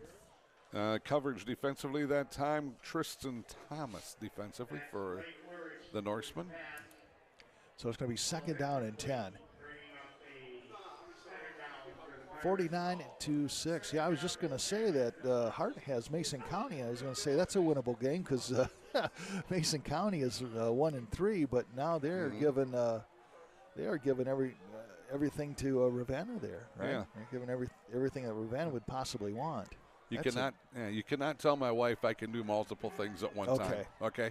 Because then she's going to expect it out of me. And we can't have expectations. That. No, that's right. We can't have expectations of a good husband here.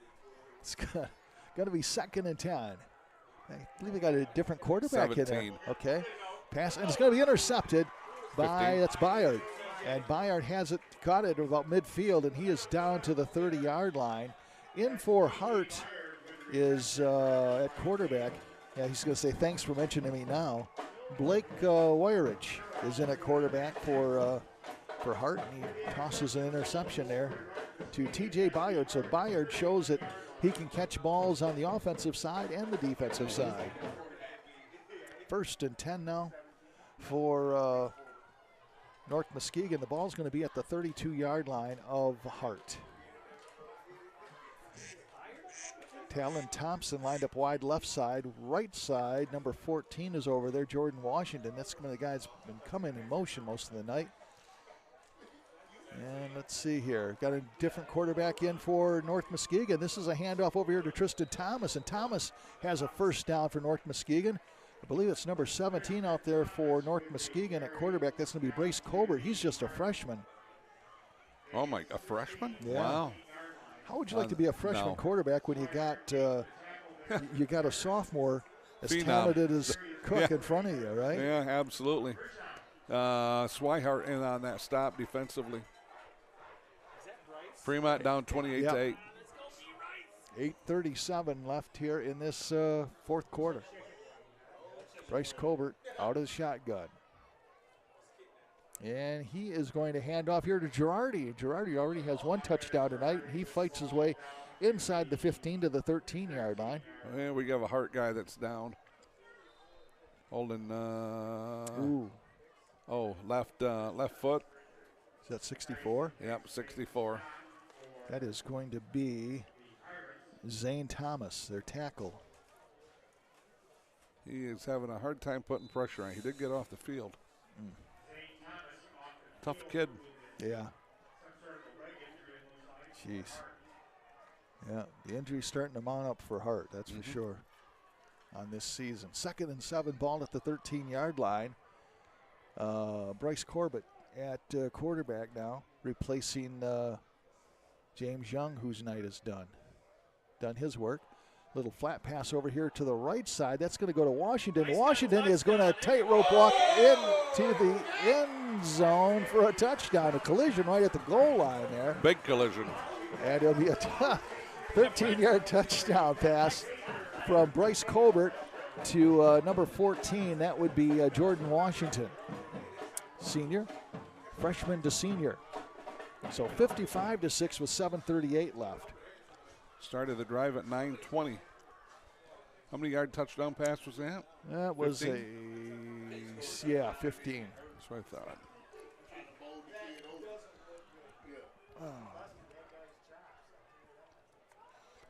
So is now, Ern still out there? Yeah. Or did they run out another kicker? No. Boy, Ern's going to have to ice his leg tonight, huh? He is. Been perfect.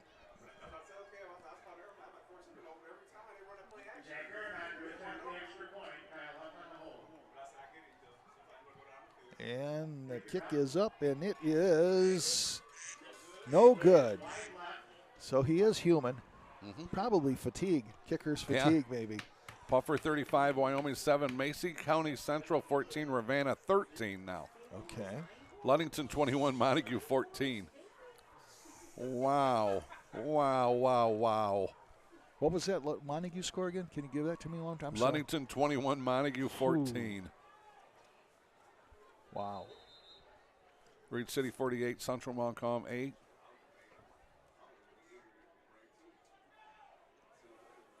Boy, that's tough for the Wildcats. Yes.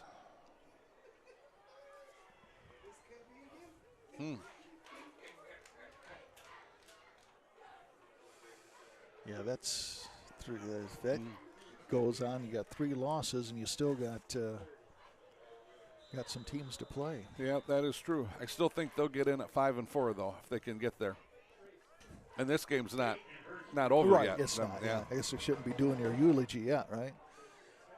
Ern kicks it, and it's picked up at the 15-yard line. Oh, my goodness. That is number 30 bringing the ball back, and he is pummeled. Yeah. I don't know who. Tate on the return. They're celebrating with number 12 out here for them defensively. Newell. Alec Newell. Oh, he's been in the thick of it all night. Yeah.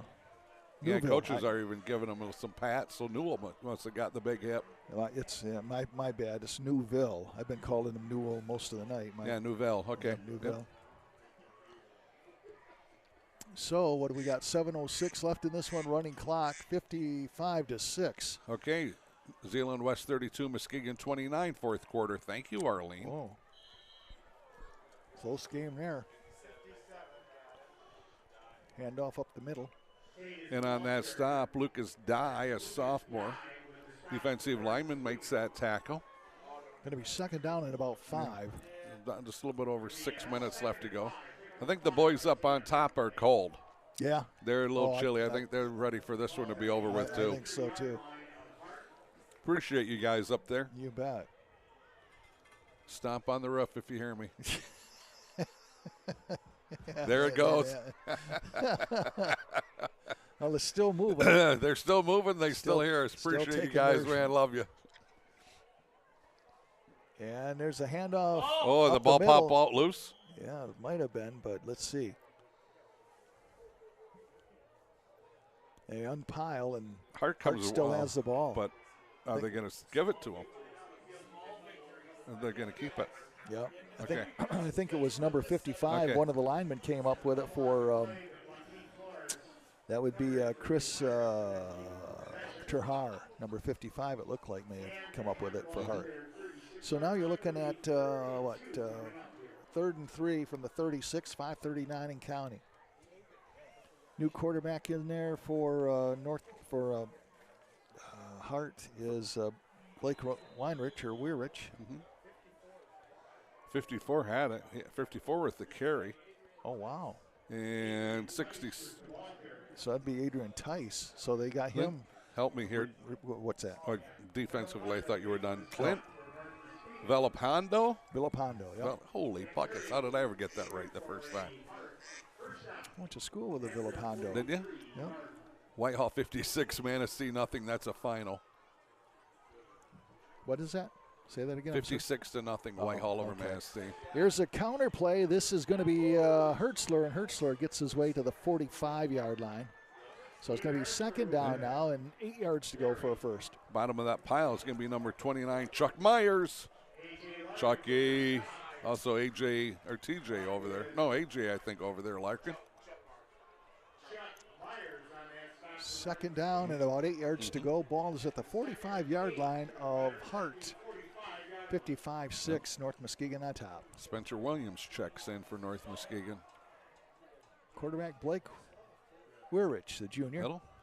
Handoff up the middle. And fighting their way up to midfield was again number 54. Adrian Tice. Well, there's a load for you, right? Yeah. Big lineman checking in as a running back. He's got to be feeling good. Yeah. I bet you old linemen are saying, hey, give it to the big guy. Yeah, right? absolutely. Just called that Spencer Williams checking in. He's just one of the guys that gets in on that tackle.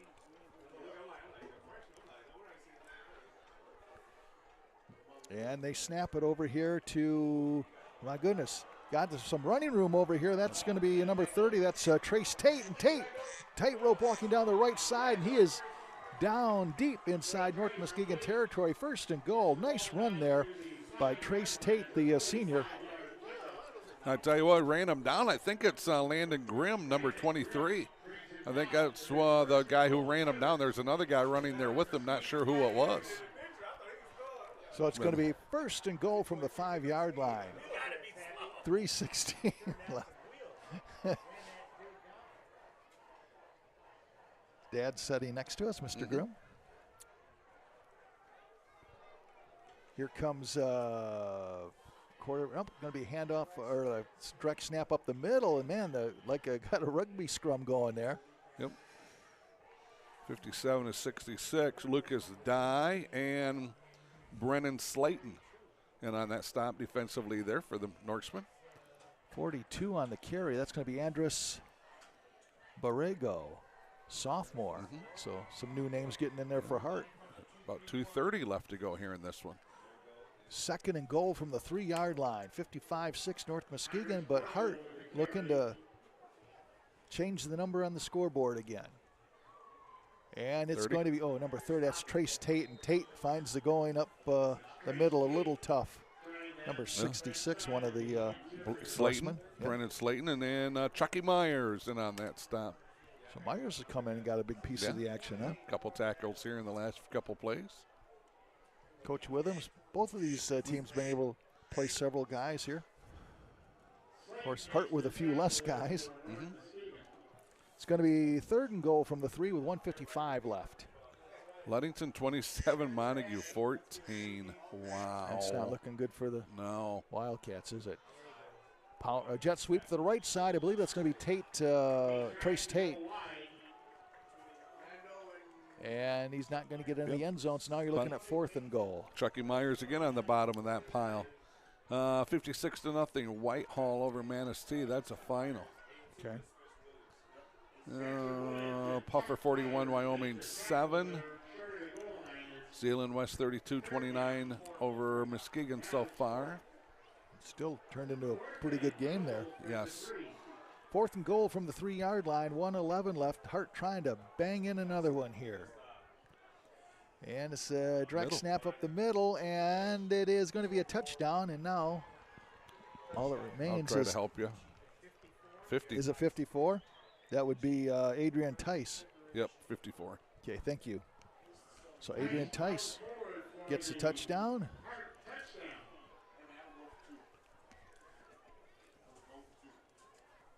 .103 left in this one, 55-12. Yeah, I didn't write down when it started. It's the only one I've missed all night. I don't think we need to do a scoring summary. The I think the boys upstairs say, please no. Yeah, we're just going to unplug you if you do. So, yeah. Right. We'll get out of here as quick as we can so the boys can come downstairs and warm up. Right. Muskegon 36, Zeeland West 32. Wow, Muskegon. So they finally got ahead. And there's a 2-point conversion for Hart. Trace Tate on the 2-point conversion. So now it's 55-14 with 1:03 left in this one. Yeah, and I think it's homecoming in Muskegon tonight, too. Is it? Yep. Why ain't I there? I don't know. You're a Big Red. You played for the Big Reds. You wrestled for the Big Reds. Well, You've called probably the least amount of those games. I have, yeah. You were on the team, and you helped your opponent to a state championship. I did. He doesn't win the state title if he doesn't have you to wrestle every day. No, and I helped a lot of other guys to state championships that wrestled against me. So there, you got to have a practice player. You got to have a practice buddy. Got to have a tackling dummy. Yeah. Yep, buddy of mine. I knew nothing about wrestling and still don't, except I have a boatload of respect for them. Just the work that they put in and all of that. But yeah, he says, hey, I need somebody to work out with. And I said, I don't know anything except for the wrestling I watch on TV. I said, can I wear a ski mask and say, shut up? And the coach was not a big fan of mine because I didn't take stuff too seriously because I knew that, I was just there to make Steve a state champion. Yeah, that was you did good. You did your job. Yeah. And now a kickoff. And oh, man, goodness, this is a great return by Thompson. Talon Thompson gets it up across the 30. I'll tell you what, this young man can run, can't he? He's got some jets. I think you're going to see North Muskegon here just, under a minute. You'll probably see them go in victory formation. And we will have a wrap on this one. The boys can come down from up above and get warmed up. North Muskegon will move to 3-0 in the conference and 4-1 overall, and that will set them up nicely to play Montague next week. And Montague going in a opposite direction all of a sudden. Oh my gosh, they got 4 whiteouts. Ball on the floor, on the field, handoff. This is Girardi up the midfield. Nice broken field run by Girardi. A first down. August Girardi. Tackle there by number 24. Oh, yeah. Uriel Mendoza. There you go.